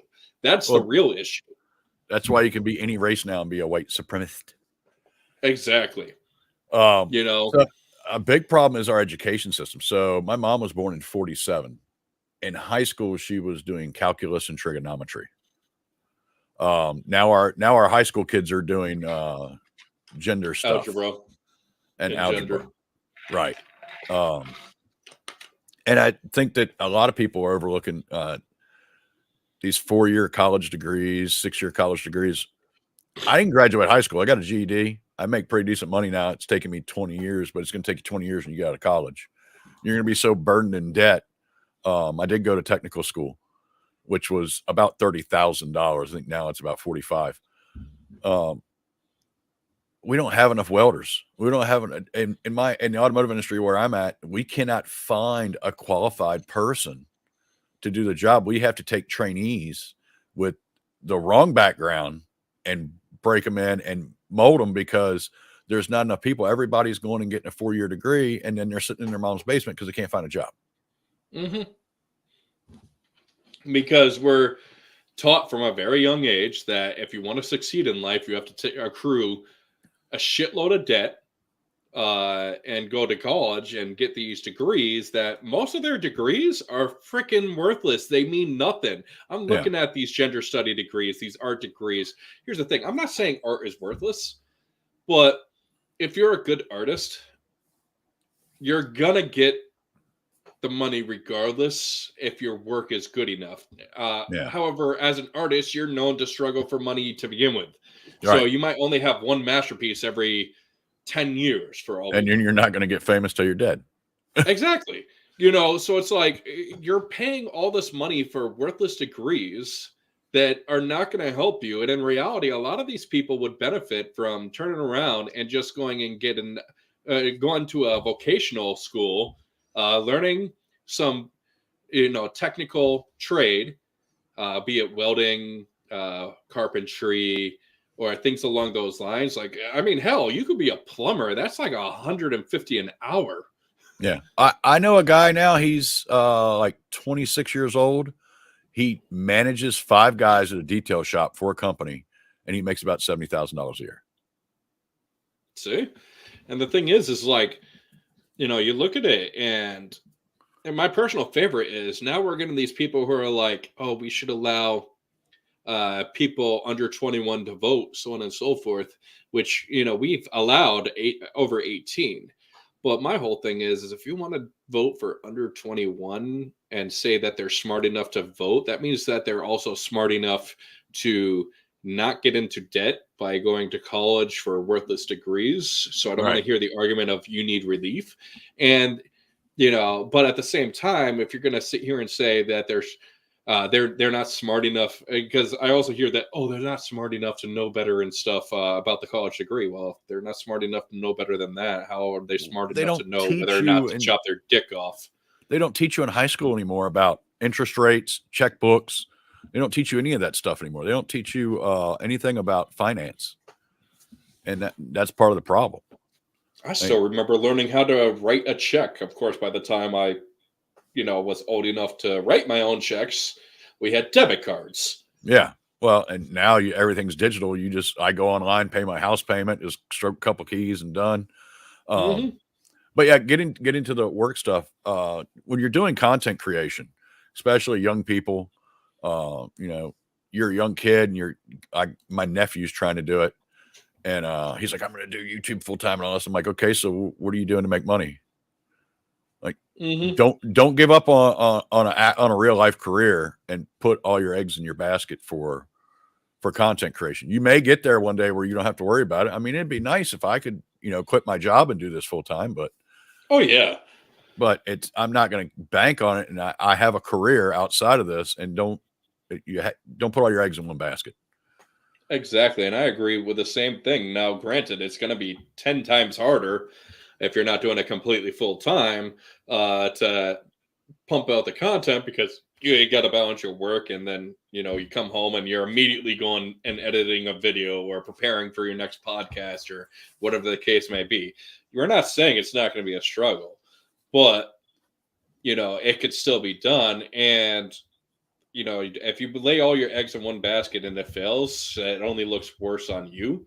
Whereas if you're doing this as, the way that we recommend, which is you have yourself a career, you make money outside of the content creation, and the content creation doesn't work and you end up quitting and stuff, you still have your career to fall back on. However, if your content creation takes off and you can get to the point where you no longer have to work and stuff, and a lot of people quit real too quick, if you ask me. Yeah. But if you're that comfortable, like it's really taken off to the point where like you're making like 10 times what you would have made, just working your regular 9 to 5. Okay, I can maybe understand that, but unless you're making 10 times that, I don't really think you should quit yet. You know what I mean? Yeah. But as a young kid, it'll be a lot easier to go full time doing content creation over somebody that's grown and has a career, because Exactly. right, what are you doing? Working minimum wage, maybe $12 an hour, part time or full time at a young age. It's going to be, and I don't know exactly how YouTube pays. I know Twitch was okay for the small following I had, but I couldn't live off of it. And it's easier for you to live off of it at a younger age because you haven't made any money yet. Exactly. Yeah. I have it set right now where basically, and it's not like I get paid that often and stuff right now because we're still in our infancy, but we're doing big things at least early on and stuff. But I have it set right now where I'm spending more money on the podcast than our podcast is making. Yeah, I think I was doing like $130 a month on Twitch. I don't get anything from YouTube, but and all that went into microphone, Stream Deck, stuff like that. Because I didn't need it to eat. Although it was nice to be able to write my trip to MegaCon off. This is true. Yeah. I think one of my next steps will be and stuff as we start getting bigger. I might have to create like an LLC, just because of the way I set up this podcast. It's multiple people, all that other stuff. I'm going to need to do something. Yeah. But the fact of the matter is that it still holds true what we're saying. Like people don't realize the hidden costs, the amount of, and not just like the money you put into it, but the amount of effort and time it takes. It's not for everybody, and you're not guaranteed to make it. No one's owed anything. Just because you decide to put your face out there doesn't mean that it's gonna land anytime soon, or if at all. Right. And for every successful streamer, content creator, everything else, there's about 100 people who tried and failed. Right. And there are numerous people that are on YouTube that have been on YouTube for decades, since its infancy, that still only have 5,000 subs, and they stream 3 times a week. So not everybody's going to make it. Just have fun doing it. I'm having a blast. I'm getting to meet new people and just chit chat and have a good time. And I'm learning a new skill for myself. Hey. Agreed. And for me, I'm always trying to improve something, be it the way I make the videos or something I do with the actual Spotify files, or it's something on the website. There's something I'm always trying to do. I'm tinkering with, because that's the other thing is I see a lot of times people start growing, but then they hit the standstill because they stop putting the effort in. Right. And they think, oh, well, I've gotten to this point, I could just stay at the standstill. Well, eventually people are going to get sick of the fact that you're not even attempting to improve yourself. Now, there is a certain bit where I could see maybe you've gotten to the point where you don't need to improve per se, but those are usually done by big companies. So, for example, have you ever seen Game Rants? Yes. All right, so they're like top 10 videos. Yeah. Their format that they do, I don't think that needs to change. I think that it's done perfectly well as long as they keep the commentary the way it is, keep the filmography the way it is, and just change the topics. That's set up perfectly for them. Like, now, if things change down the road, that's not to say that things won't change down the road, but for the foreseeable future, there's nothing they need to change about it. Yeah, it's a television show format. It's like, but until you get to that point and consistently, that's just not going to happen. Yeah. And then you look at it, Game Rants is posting like 5 or 6 videos a day and able to keep that quality. Why? Because they have a whole team. Yeah. And that's something else to think about. You see somebody with 10,000, 30,000 subs. It's not just them. It's not just that one person. There's usually, you know, thumbnail guy, there's an editor. You probably have somebody doing research for whatever you're going to talk about. So, and as a small creator, you have to do all of that. Until you can, I mean, unless you got the pockets early on from like, again, having an outside job. Yeah. I think the only thing I've outsourced is logos. That's the only thing I've outsourced. Everything else I've done myself. I've pretty much been doing everything myself. The only thing I'm thinking of outsourcing is potentially trying to outsource and get some more video editors on the staff. Whether or not it actually happens is a different story, but that's just because, I mean, I look at it, Vex and I and our whole crew, I think we're too, how do I say it? We're trying harder than you would expect from, you know, how small of a crew we are. We're too enthusiastic about it at times, I would say. We're always trying to improve things. Yeah. You know, so, but that's a good problem to have, you know? Well, for me, like the major reason why I want to improve is I'll see something that somebody's doing and I'm like, oh, wow, that's cool. How can I do that? Right, by the way, Cannoli, I stole something from you, which you'll see in a couple days. You steal that? No. I actually reached out to MerchLink. I was like, listen, you sons of bitches. I saw you did some work for Cannoli. All right, so here's how this is gonna go. As I stroke my imaginary evil cat, here's how this is gonna go. You guys are gonna design some things for us. But yeah, no, that's another thing I was working out in the background and stuff. I reached out just to be able to get some more store merch. Yeah. But yeah, like Gary dropped a thumbnail the other day. It's like absolutely amazing and beautiful. And I literally spent all day yesterday inside of Photoshop trying to figure out how to do this stuff. In all honesty, I would recommend, especially for beginners, not to go with Photoshop unless you're an expert in Photoshop. No, I use Photopea, which is browser based. And I'm not the only one, use Canva.com. Canva? I'll have to look at that one. I know one of the guys on my has podcast a lot of uses templates. GIMP. Once you get used to it, Canva has a lot of templates, but you can look at these templates and be like, I want that element of it, so I'm going to remove everything else and place what I want. You know what I mean? So a lot of my templates and stuff, like I have set templates for certain types of videos and streams and all that other stuff that I just change them around and just change certain images, the words, and it's set perfectly now. Yeah. You know, as Acid says, it's slap and paste after a certain point. He was throwing memes in our private chat. They were like, how did you do that quick? But exactly, it gets to a point where certain things you're looking and it's like, oh, that's cool and stuff. But the thing is sometimes that just helps knowing somebody who's similar creator to you that has that aspect that you're looking for and be like, hey, listen, how can I do this? And it's just like, oh, here you go. This is how I do it. I mean, you can look your own way, but this is how I particularly do it. If you like doing it, use it. I don't care. Yeah. And I know for a fact, even the medium-sized people on Twitch, the gamers and stuff, someone is doing their thumbnails and editing for them. They're not doing anything but streaming, and that's it. There's an Aztec Cross just posted a thing the other day. He needs a thumbnail and an editor guy. So we're not at that point yet. We make all of our own thumbnails. I make most of our thumbnails with the exception of This Week in Gaming, which is good. Vex just does those. She has a fantastic template. So Vex does those for us. And I know she's doing a thumbnail for a Spotlight series video or live stream that's going to be live tomorrow at 6 p.m. that I'm not willing to speak about, where I'm pretty sure we're going to announce it on This Week in Gaming.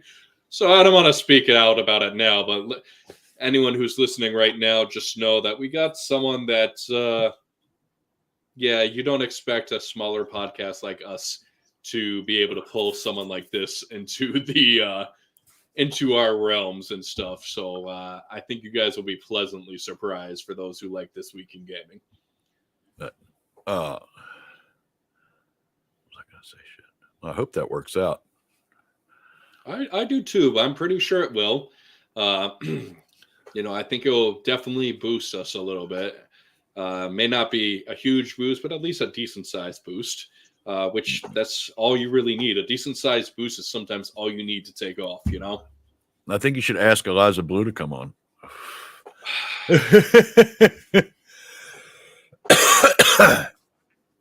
And just start playing. No, the music thanks. video. I'm not trying to get banned by her. I was a little daring this week. I put her in a thumbnail for the live stream.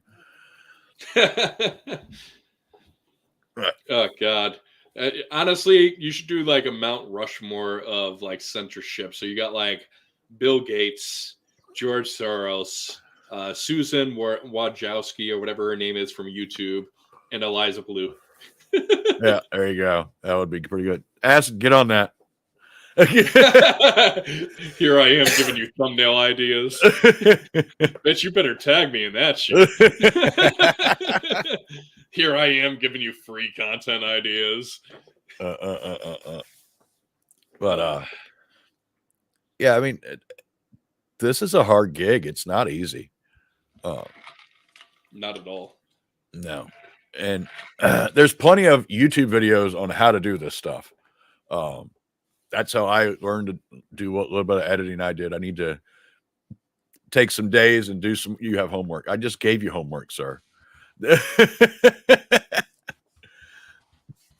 But there's plenty of tutorials on YouTube, and the funniest ones I thought was the Twitch streaming ones, because while there's some good technical aspects, there's not a lot of like how to really come up with content. It's more about setting your OBS up, setting your lights up, setting your mic up. There's not a lot of, and there's not a lot on YouTube for coming up with content. I think that's a thing you're going to have to fumble around and talk to people. I think one of the biggest things that people don't talk about is you need to find a way to repurpose your content, because if you're constantly starting from scratch.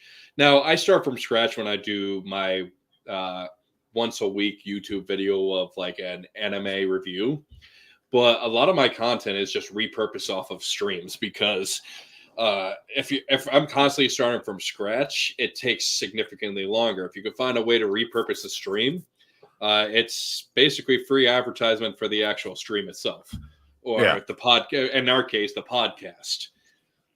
So it's just one of those things. I think that's an underrated factor in. Now, one thing you're gonna learn from. Well, you're on Twitch. I think downloading this video off of Twitch will be a lot faster than downloading it off YouTube. Oh yeah, because so like our 2-hour podcast for me to download off YouTube is like 3 hours. So I can download a 3 or 4 hour stream in less time than that off Twitch.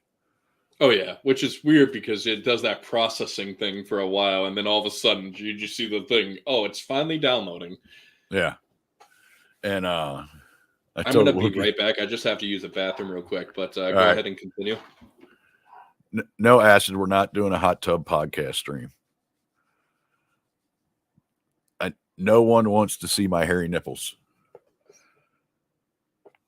But content creation is interesting, and acid's right. I think Twitch is a place where content dies. You have to cut it up and you have to put it on YouTube. If you're not putting it on YouTube, you're not going to get found. And I walked away from Twitch just because I was tired of all the people that were on there. Yes, we do. I do not want to be banned. I'm down. I have a boy just cut his mullet off. Guy I work with has a Borat mankini, and he will not give me a picture of it. He's like, "You're going to put me on YouTube." I'm like, "Yes, I am."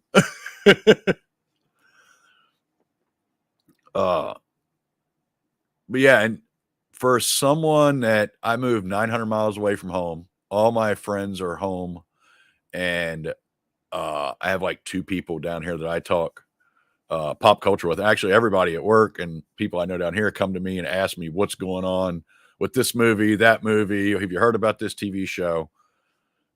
So it was simple to do this, but finding people to collaborate with was actually pretty easy once stretched out on Twitter. I avoid Facebook like the plague, but I enjoy Twitter. I was off of Twitter for a long time, and I would not be back on Twitter if it wasn't for the Legion of Memers. Just seeing the memes getting brought up on the show, and then I was like, well, there's got to be more they're not showing. So I started the Twitter and everything else, and met people through Twitter, and some of them are on my shows, and it goes from there. Networking is the key to this. And he said, need an editor, have Vex put out a tweet. And I know she was just on Midweek Hump with Horror Amarada, and Horror Amarada a couple weeks ago had reached out trying to find an editor. So I don't know if she had any luck. So she might want to check with her. Yeah, it's one of those things. Sometimes just having people, people definitely helps. But even if you go in without knowing anyone, all it takes is a little bit of effort on your part. And once you open the first door, many more start coming. And if you have a group of friends that are willing to do it to help you out too, it really helps. Like just doing this part, sitting down talking, you're still more. Twitch is now 90% just chatting. Yes. I 100% agree with that. I think that should be age restricted. Now, granted, all it would be hitting a little thing saying what your birthday was, but they should still have it. Mm-hmm. And I don't think it. I'm not a fan of it being on there. It used to be a gaming thing. You would go there and look and see if a new game was coming out, a new game was out. You'd go there and watch gameplay. But I think everybody goes to YouTube and Twitch now for video games, movie content, TV content, as far as what people think. No one listens to a real critic anymore. I think the real critics are all bought and paid for and stuff. So what they really want is, hey, if my favorite YouTubers that I trust and stuff, which mind you, like I always say, I don't care how much you trust me. If I get to the point where, our channel is so popular that we're the go-to source for your information, that's great. I'm happy for it. But at the end of the day, I want you to make a critical decision for yourself about whether or not you want to try this game or whether or not you want to try this or that. We'll give you the lowdown of what we see, but we're going to leave you enough space for you to make your own critical choice, which I feel a lot of these, especially these game critics, they don't do. They're just like, they're all bought and paid for. So they're all going to say glowing reviews. And then you go look at the overall fan reception. It's like, yeah, no, it's shit. Well, you have all these people that want to be literature writers or news writers, and the only gig they could get was writing for Polygon. And so they write about what they care about, politics, and it takes away from everything. Like I said, I was talking to you about IGN back in the day. IGN was the go-to. Now it's the last place I'll ever look for an opinion. And that's the thing. That's not the last place I'll look for an opinion. Mine's Kotaku. Oh, Kotaku, Polygon. Yeah. All the big names. I'm going to murder your friend Acid. Why? For this comment. He says, I rely on Frost's opinion on my gaming choices. That's Acid. Oh, I remember that meltdown. That was so great. Oh, God. I've gone off on Frost so many times. And I know you've heard me go off on her. Oh, yeah. Chrissy Mayer, I think, got Frost the best. Like, with her Frost bitten. That was pretty good. But being a content creator, you get to be real. And I would hope most people that do this, I know some people are in it just for the money. But usually you can tell those people. And you could be in it just for the money. And like I watch a couple people, some Elden Ring videos and stuff, and all they do is like an Elden Ring video. They're in it for the money, but they're not putting their political opinions in there. And it's probably it could be something they love, or they could just be doing it for money. You don't know because they're not rating anything. They're not giving their thoughts on it. But I feel that forget OnlyFans. It's all about Only for Us. Yes. Given to you by Acid Stormblade. Yeah. Yeah. Chrissy Mayer did a whole thing about her Only for Us. Why does that sound like a great merch idea for our store now? Just like in the front just says, who cares about OnlyFans? And then in the back goes, we're about Only for Us. I like that Clinton ring t-shirt. I should bring it back. Yeah. But I haven't. Honestly, wait till the DLC for Elden Ring drops. I think that's what I'm going to do. I think I only have it open for limited times because it gives you guys a reason to go there. Yeah. But yeah, no, I had to do it as soon as I saw that Clinton ring. Yeah. That's the only time I'll ever wear Bill Gates as a merch. Not Bill Gates, Bill Clinton as merch. Yeah, Bill Clinton. But yeah, I think you can tell when like I said, when you watch people give their opinions on stuff, and if you watch them enough, there are some people I used to take really seriously, and I don't anymore. And that's because they went on rants about certain things I'm against and said things that I like to vote with my wallet. So, like I'll never watch anything. I'll never pay to watch anything Dave Bautista's in, because of his rants on Twitter. And there's certain other actors, like I won't watch Mandalorian now when it comes back out because of Pablo. I won't watch The Last of Us, because of his rants on Twitter. And if, in my opinion, I understand if you're famous, you're still allowed to have an identity, but you have to understand. I think Kurt Russell said it best. He said, "I'm not going to give my political opinion because my job is a clown. And if you see me, if I give my political opinion, you may see me for who I am when I'm playing a role." And that holds true. Doing content creation, you can be yourself. You can't be an actor playing different roles and doing stuff like that. And I'd never understood why Hollywood doesn't want everyone's money. They only want certain people's money. Star Wars is probably never going to get another dime from me, and I have spent a lot of money on Star Wars stuff. I stopped after episode 1. After the Phantom Menace? Mm-hmm. I stopped after episode 1 because that was actually the last movie I went to the theaters for. And I was so pissed because it took 2.5 hours to get to a fucking pod race. And there's only like a half hour of actual content. Yeah. And I was like, okay, if this is the state of films now, and people are raving about it, I'm like, did we watch the same movie? Because the movie I watched was shit. The best one. Don't get me wrong, that Darth Maul fight was fucking epic. Yeah, I loved it. Well, but even Clone Wars, the Yoda Dooku fight was good. Mm-hmm. But my favorite out of the prequels has got to be Revenge of the Sith. And I went to go see the Phantom Menace. I didn't go for Clone Wars. I did go back for Revenge of the Sith because I needed to see that on the big screen. And it was worth it just for the Obi-Wan Anakin fight. So I completely as long as you enjoyed it, that's the and that's the key. Me, however, it's like after watching episode 1, I'm just like, ugh. Of course, I was also still mad at Disney because this is, I don't know if they still do this because I haven't had TV for years, but Disney has always had this thing where they're always like, everyone's got a little Disney in them for commercials.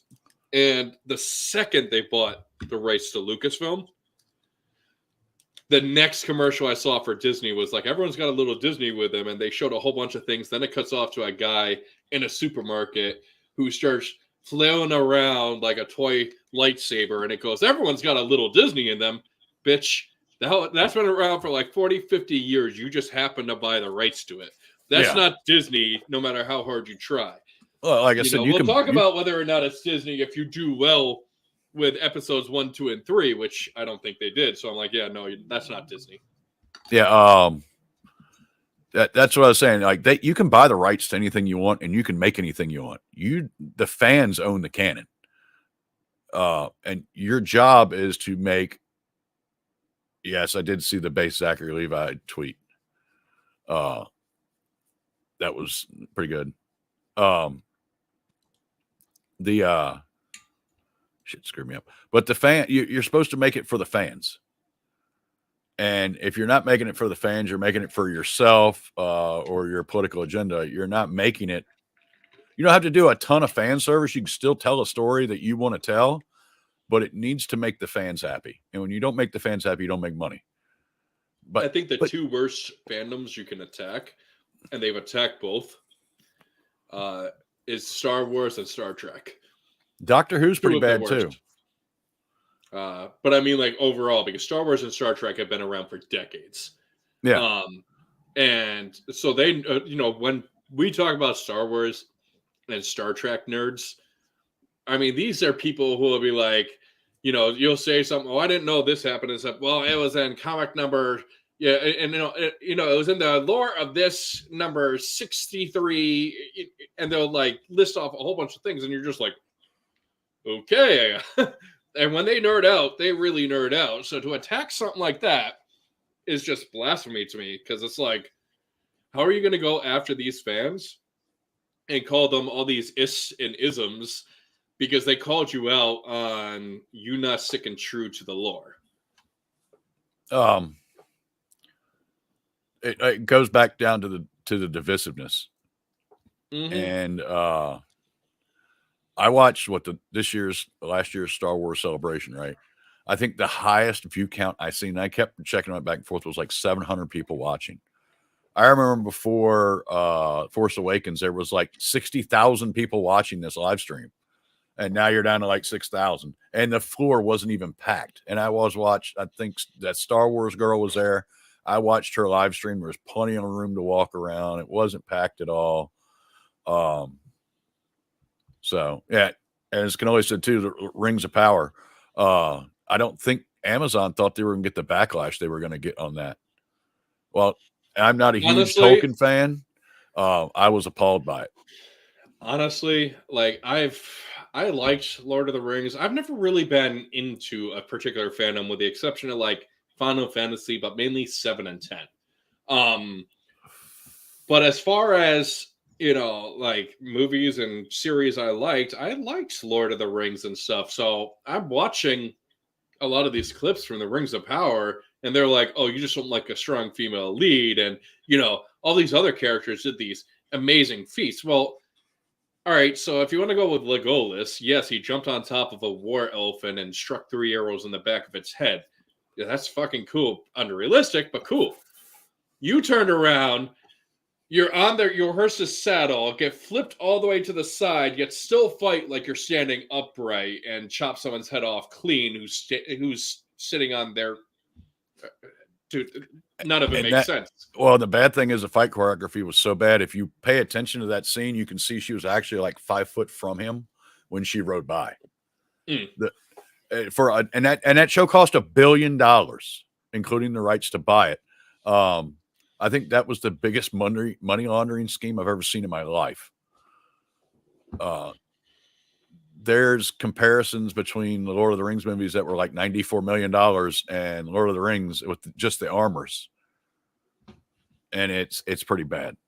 Even Moyfig Clark didn't even know she was going to play Galadriel. She thought she had got a role for one of Galadriel's daughters or something, because she was so short and everything else. One of my favorite quotes that came out of that was from her. And they're like, well, did you know you were going to be doing all these action sequences and stuff like that? And she's like, no, I'm dyslexic. What does that have to, like, how do you put 2 and 2 together? I understand you're dyslexic. Maybe you should have somebody read you the script.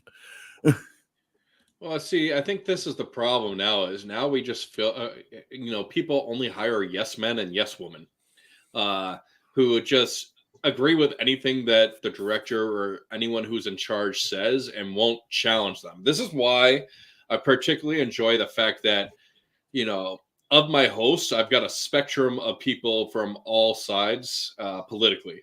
So that, and why I like the fact that they're from all sides politically is because they all have different viewpoints. So it keeps us more in touch with reality. And so if I step too far, maybe Mikey says something or Vex says something or something like that. Someone is there to keep me in line and not just be like, oh yeah, we're going to do it like that. All right. I've lost count of the times me and Vex have, hatefully, not hatefully really, but we'll like argue and yell at each other. And then like 15 minutes later, we're fine. And the reason why is because we're doing it out of love. It's not that we hate each other's guts or anything else like that. We both want this show to succeed. And sometimes we feel that the other may not be like one of the things we always do is I'll feel she's not comprehending what I'm saying. She'll feel I'm not comprehending what she's saying. And we'll get pissed off at each other. Matter of fact, this happened either last night or the night before. I don't know. But we were, yelling at each other. And then finally I'm like, you know what? No, calm down. Take a deep breath. And then we went right back at it. You know what happened? We figured out what we needed to do to fix the situation we were talking about. This is something that happens and stuff, but it doesn't happen if you have a bunch of yes men. See, here's the thing: like, we want this company to succeed, and anyone who works for a company should want that company to succeed. But that's not going to happen if you're too afraid to step up and say something for fear of, being fired. Now, I'm not saying you have to go up, step up, say something, and be like, "Oh, you're a fucking idiot." You clearly don't know what the fuck you're doing, or talk to them like that. No, you're still going to be respectful, but you don't have to agree with everything they say. And unfortunately, these companies, they're not hiring people who are willing to challenge them in anything. They're just only willing to hire people who are willing to say yes to them. And if they hire you for that purpose and you say no to them, they're not going to hire you again. But the problem is because nobody's willing to step up. It's become an industry norm when it shouldn't be. Right. And you don't want to bury yourself in an echo chamber. Burying yourself in an echo chamber is going to limit yourself. And talking about surrounding yourself with yes men, issues with that trauma. I think that was Lucas's problem on the prequels. He had surrounded by too many yes men and not enough people fighting back on him. But yeah, and that ruins a lot of things. And I like to listen to people's opinions and have a discussion because that's how life is. It's not one-sided. And you should surround yourself with a group of people that are difference in opinions. Exactly. Now, I'm not saying that you have to turn around and call someone a petty bitch. Yeah, I'm looking at you, Vex.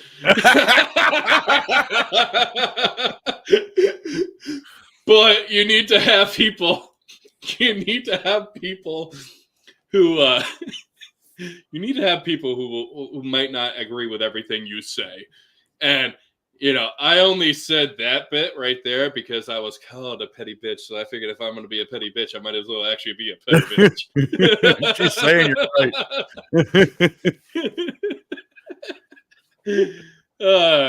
I love you, but I hate you, Vex. I love you, but I like hate Vex. you. She seems like she can get spicy. Oh, can she ever? God. I don't care what you say and stuff. Vex is spicy. She's hard-headed at times, and other times she's helpful. My personal favorite though is I'll ask her what she thinks about something. Fucking hate it. It's terrible. Don't want to see it. Okay, well, is there anything I could do to improve this?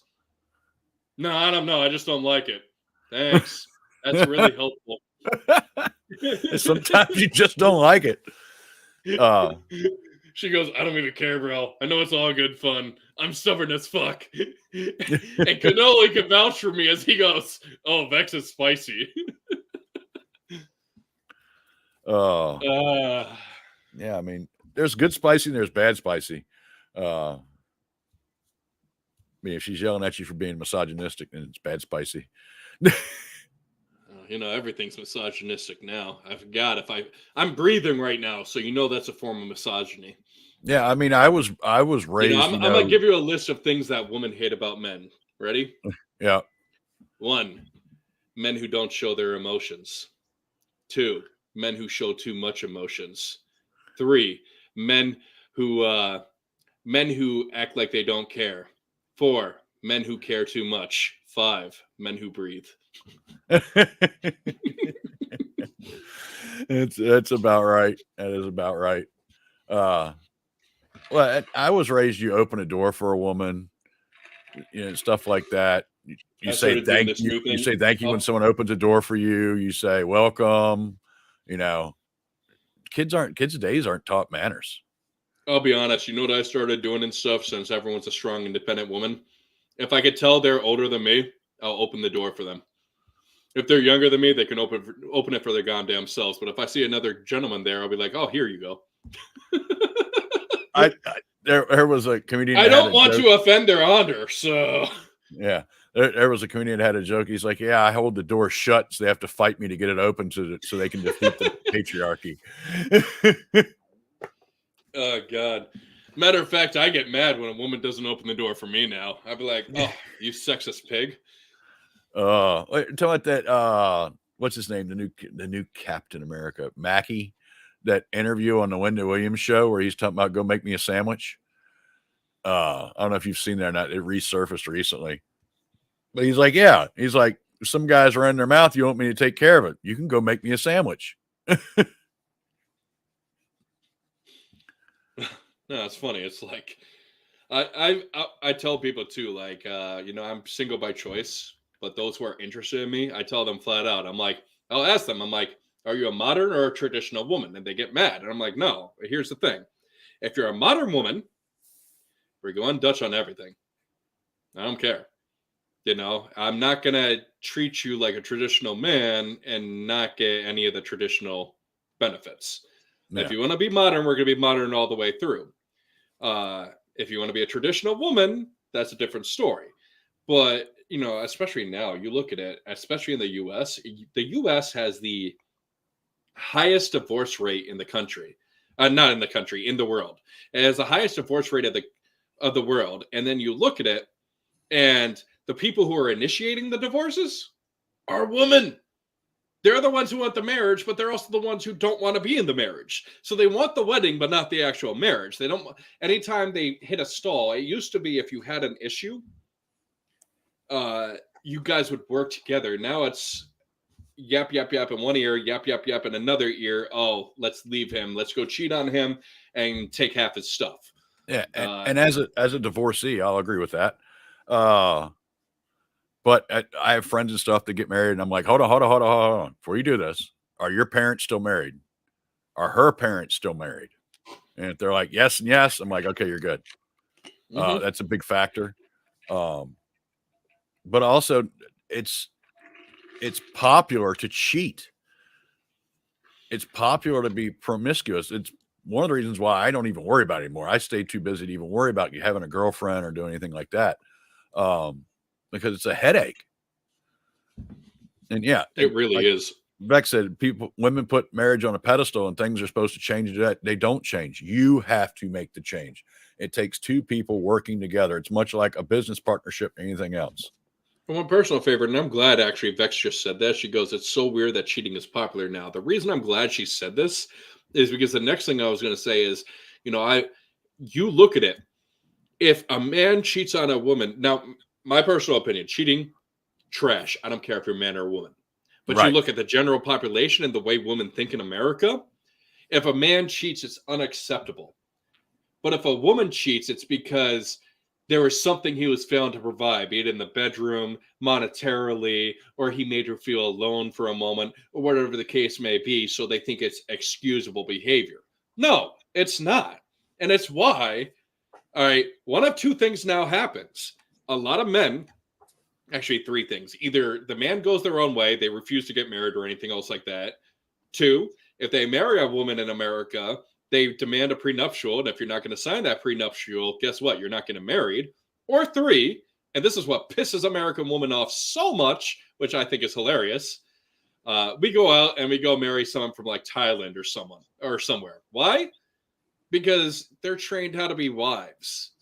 Now, I'm not sitting here saying that we have to be there at the end of their world, like their whole universe. but they know how to treat their partner and make them feel appreciated. Men, if you want to know why the suicide rate is so high in America, you want to know why there's so many mental health issues with men in America and everything, it's because no matter what we do, it's never enough. Only women, dogs, and children are loved unconditionally. Men, we are only loved under the condition that we provide. And the second we stop providing, we're deadbeats and everything else like that. Men have needs too. Exactly. We have needs too and stuff. If they don't like what we have to say, immediately they want to refrain from sex or anything else like that, which, mind you, if we try to refrain from sex, we must be cheating on them or something like that, Or, oh, you no longer find me attractive? No, maybe I'm just not in the mood. Maybe I'm tired. Maybe I actually just want to sleep. I used to use it as a power move. No, you've been a bitch today. You get none. honestly, I've done that in my relationships. No lie. I have done the same thing. Yeah. Because it's one of those things. I don't care if they're a partner. I don't care if they're a child. I don't care if they're someone I work with. I don't care what the situation is. Man, woman, child, coworker, significant other. I am not in the business of rewarding negative behavior. No. If you want to act like a bitch, then I'm not going to reward you for being a bitch, because then you're going to think that that kind of behavior is okay. Unfortunately, men have been taught by women, that, oh, we need to treat them like goddesses. Well, here's the thing. There's a saying. You don't ask a fish how to catch a fish. You ask a fisherman how to catch a fish. Yeah. All right. So whenever women try to give men relationship advice when it comes to dating women, no. It would be the same way as if a man was trying to give a woman advice on how to dating a man. Yeah, we know how a man thinks, but at the same time, there are certain things that we do not know. And I'm not afraid to admit that. We're built differently. There's a reason for it. I don't think it's something that should be demonized. As a matter of fact, it should be celebrated. Men and women are just built differently. We think differently. We move differently. The way we go about things is differently. And that's a beautiful thing if done in tandem. But when you try to give off that masculine energy, on the other hand, Vex, messing with you, Vex. No, but when you try to give off too much masculine energy, like, dude, I'm not trying to date my bro. We hang out with the boys for certain reasons. We don't want to come home to the same shit. I don't know. I always preferred women that were like you could be buddies with and it was part of the group. Oh, yeah, I don't mind that, but there's a difference between being buddies and being part of the group versus you're just a complete dude, basically. I hated the part where you'd have a girlfriend and they'd be fine, and then all your buddies would come over and they'd be a complete psycho for the rest of the night. Yeah. And Acid's correct on that. We put such a stress level on being a man and the things we're supposed to be that we don't actually take care of ourselves because we're not supposed to do this. We're not supposed to do that. A man's not supposed to cry. Everybody has a breaking point.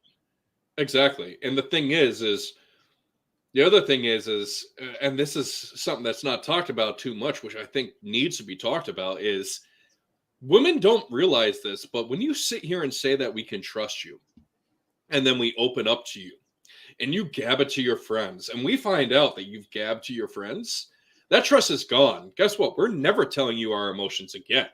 So now you're going to get mad because we're no longer willing to tell you our emotions, but the reason why is because you've weaponized it against us. Now, can men do the same thing? Yes, of course. I'm not saying that men don't do the same thing, but I am saying overall, if you're constantly going after assholes, that's what you're going to get. But if you're asking for a nice guy and you're not willing to be that kind of person that's ready for that good guy, the one that will actually treat you right, these are all things we need to look at, I know, here's the thing. I'm not ready for a relationship. I'm the first one to fucking admit it. All right? I'd be a horrible boyfriend right now. I fucking spend so much time with the podcast and making videos, all that other shit, and I'm going to be working 45 hours a week minimum at my new job. Like, what fucking time am I going to have? You know what I mean? But at the same time, it's like, it's like, would I be opposed to trying to find a way to settle down? No, not at all. But I also know what to expect. Yeah, but Problem who wants to is go on 3 dates a week? And exactly. there goes all my expendable income.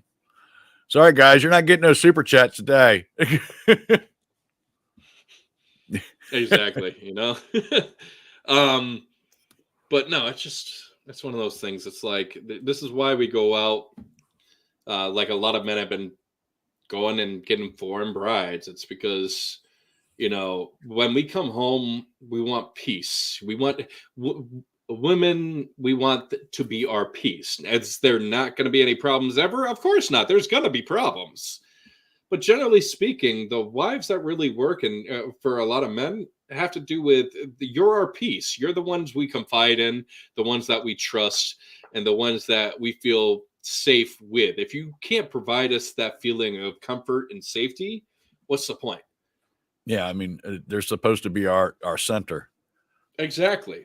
And the thing is if you provide that comfort and peace, I guarantee you will see a completely different kind of man who's willing to go to the ends of the earth to do everything he can to provide you the lifestyle that he thinks you deserve. Yeah. Well, you take the 1950s. A man could have a regular job, a house, 2 cars, go on a family vacation, have 3 kids, and afford all of it. And I'm not knocking feminism. I think a lot of stuff that came out of the early wave of feminism was great. This third wave is horrible. But all they did was basically split the families up, and the wife was gone just as much as the man. No one to take care of the kids, but the government. And they increased the workforce, and wages reduced.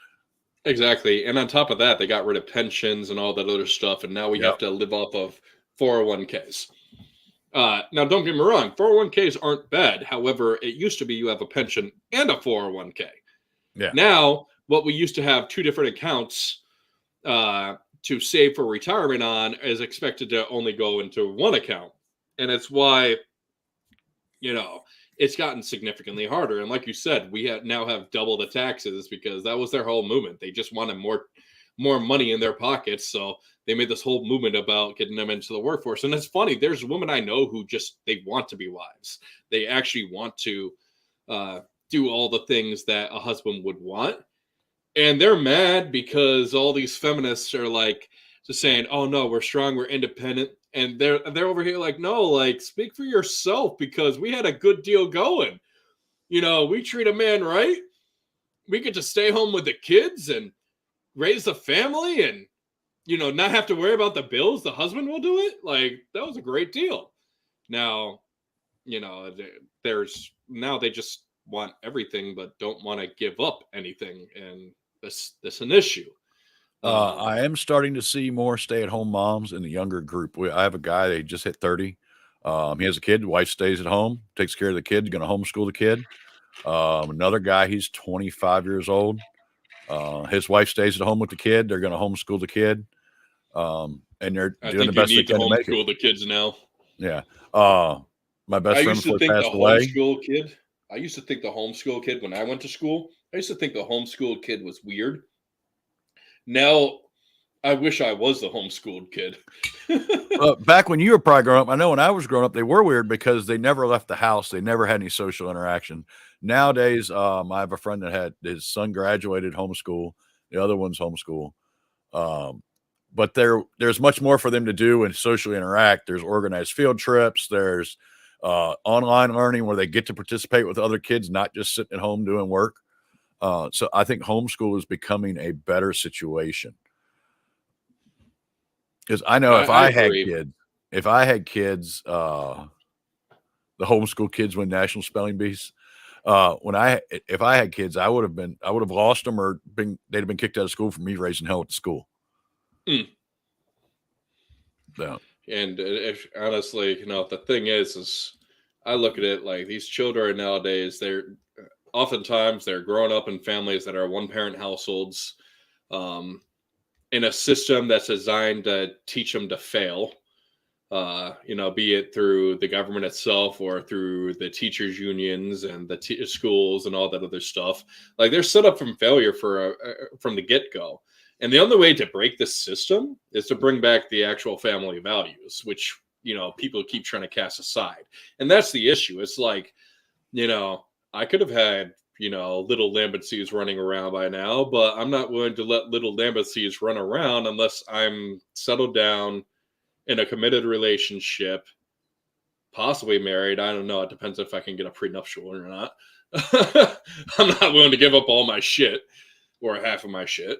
But unless I'm in a committed relationship, preferably married with, the prenuptial signed, all that other stuff, I'm not willing to bring kids into the world and set them up for failure. Like, I believe anyone who's willing to bring children into the world have a responsibility to provide the best possible avenue for growth and development as a child. So if I was to bring a child into this world right now, I'd be a single father. You kidding me? Yeah. Like, Or you'd be paying child support. Or that, yeah, exactly. Yeah. And of course we know that, like, if I pay child support, what's going to end up happening? Even if I want to be in the kid's life, the kid's going to be weaponized against me because they want more money. But in reality, I'm going to watch as most of the money that's meant for the child is being spent on the mom. Right. Yeah. And that's part of what this whole agenda and destruction of pop culture and everything else. It's the destruction of society's values. Exactly. And that's the biggest picture out of all of it is it's a downgrade in society. You take with what happened with those police officers, that was horrendous. It never should have happened. There's enough evidence there. Those guys are going to pay. They'll probably end up paying for their life if they have the death penalty there. But we shouldn't be out destroying stuff. I know a lot of the protests were very peaceful, and I think that is the way to do it. You do days long protests peacefully. You don't disturb anybody, and the people you don't loot and riot and block streets and do stuff like that. And that's how MLK got a lot of respect from people, is because what were they wearing? They were wearing suits, ties. They were dressed nicely. They spoke nicely, and they peacefully protested for days on end.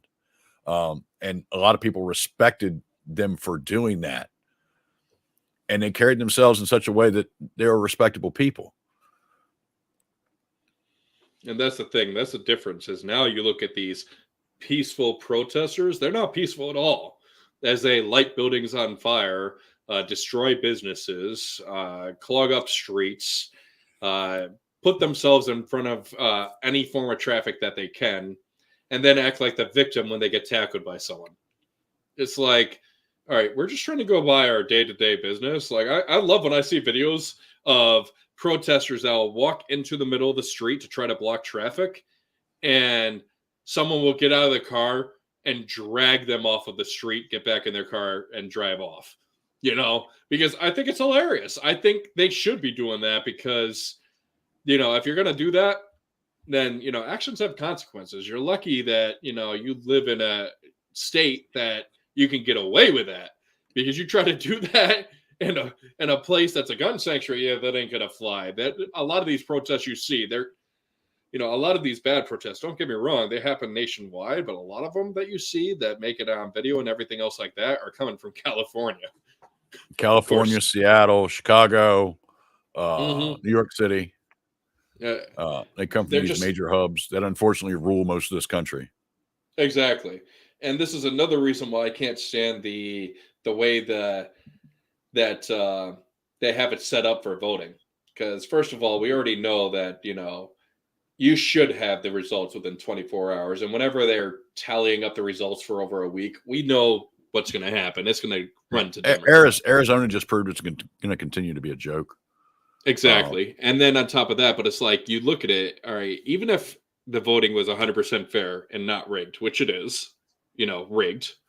Even if it was 100% fair, though, the real issue revolves around the fact that the votes are always going to go where the cities are, because the cities have the most amount of population. But the people in the cities don't realize that their entire lifestyle is funded by these farmers and these hardworking blue collar men and women around the country that are providing everything that they need. All right. Right. And in reality, the more important citizens are the ones who are providing the food on our table and providing this and providing that, things that you do not provide. And when you vote against them and then you get mad because of inflation or anything else like that, you've got no one to blame but yourself. I can't stand it. Like, and it's one of those things. I keep seeing it happen over and over and over again. Well, and one of the biggest lies perpetuated across the country is fight for democracy. Fight for democracy. Oh, God. We don't live in a democracy. Is what they mean. Yeah, no, we don't live in a democracy. Exactly. State the, do the national anthem. All right. And all you got to do is, and to the republic. Right. You want to know why they're not saying it? You want to know why they're not saying it in schools anymore? Because once you realize that it's actually a republic, yeah, you realize and you look up what a democracy actually is. Yeah, no, that's what the Democrats are trying to get us to. And that's a democracy. A democracy is 3 wolves and a pig arguing over what's for dinner. Exactly. A constitutional republic is 3 wolves and a well-armed pig arguing what's for dinner. Mm-hmm. So that's what a lot of people tend to forget. I hate when people start talking about even on the right, democracy. We're not a democracy. We're a republic, a constitutional republic. Yeah, democracy is mob rule. Exactly. And the thing is with mob rule and stuff, and technically our republic is mob ruled right now by the cities.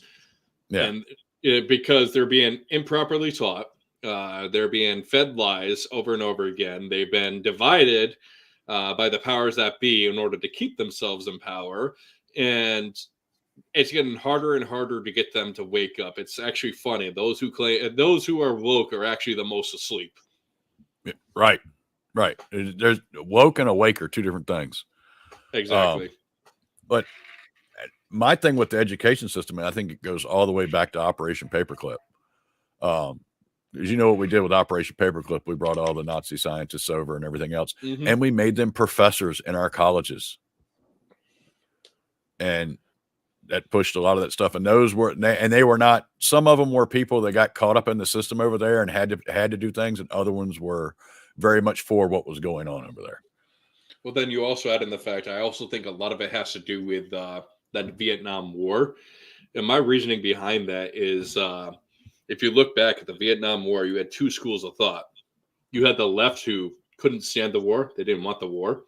And then you had the citizens that cared about the country who just believed, granted, they were misled as well. I don't really believe in that whole Vietnam War. I don't think we should have been there, but they thought they should have been there. So they went out and they fought. Now, what ends up happening is every scrapping young man who, would have been blue collar, would have been doing this, would have been doing that and stuff is now out there fighting for what they believe to be freedom. And the people left behind are the people who are just, activists, this, that, everything. And now all of a sudden you see the left inside of your schools. You see the left inside of the government buildings, this, that, like they infiltrated everything around the same time frame. And it just expanded from there. That along with Project Paperclip, I think combined excelled this. And it really came at a sand. I mean, we kind of were able to see eye to eye up until Barack came around, and then all the seeds that were sowed, Barack was able to. It came to fruition, and Barack was able to stir the pot just enough for people to no longer think of each other as the fellow man or fellow American.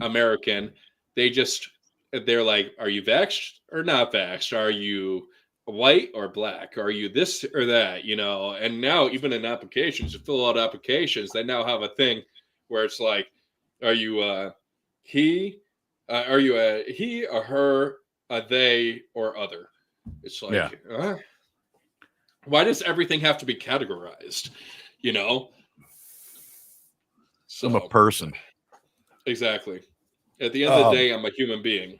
Vietnam also gave way to the power of the media. Exactly. Yeah. The media defeated us in that war. But who But was yeah, left in America when the media took over, though? yeah, And yeah, that's what I'm getting at. Like, yeah, everyone who would have been more on the conservative side was out fighting the war, and people who are more liberal were running the country. By the time the conservatives came back, came back with less manpower, and everything had already been taken over. yeah. Well, and that's part of the reason why I left home, because I lived very close to DC, and it was a small town, and it just slowly started turning in DC, and I'm like, I'm not having this. I'm out of here. And best decision I ever made. I can't say I blame you, because I definitely don't. I can completely understand. But anyways, tell us where else our viewers can find you. I am on Twitter at WBBad is a handle. It's WookieBeBad. You should be able to find me. I'm also on YouTube on my channel, where I do a weekly podcast, and I try to put out some videos. I'm going to work more on cutting the podcast up, and I will have a Velma end of season video coming shortly. I'm already working on clips I'm for sorry. that. Alex, you'll have to watch the video to see what I'm talking about. It kind of upsets me, and not in just the, oh my God, it's woke.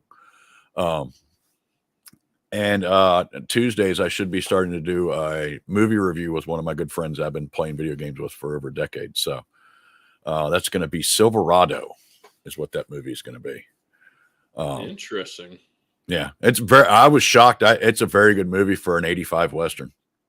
So that's actually funny. There's quite a few movies from that time frame and stuff that actually ended up being really good and underrated. Yeah. So yeah, young Kevin Costner in it when he was still super sexy and not old and leathery. All right. Well, in that case, I'm going to start wrapping it up. Do you have any final statements you'd like to make? Thanks for having me on. You guys are doing No good problem. things. And I'd like to catch up with you guys later on. But other than that, if you want to get into content creation, just do it. Just start small and go from there. Trust me, I'm not an expert on it. Yeah. If you miss 100% of the chances you never take. The Clinton ring. Had to Yeah. show it off. You're right. You won't know till you try. Well, anyways, if anyone is interested in becoming a guest on the Spotlight series, all you have to do is visit thelambency.show.com, fill out a guest form, and we will get back to you as soon as possible. But that being said, that has been the end of this interview. Wookie, we thank you for coming aboard. And until next time, you guys enjoy yourself, all right?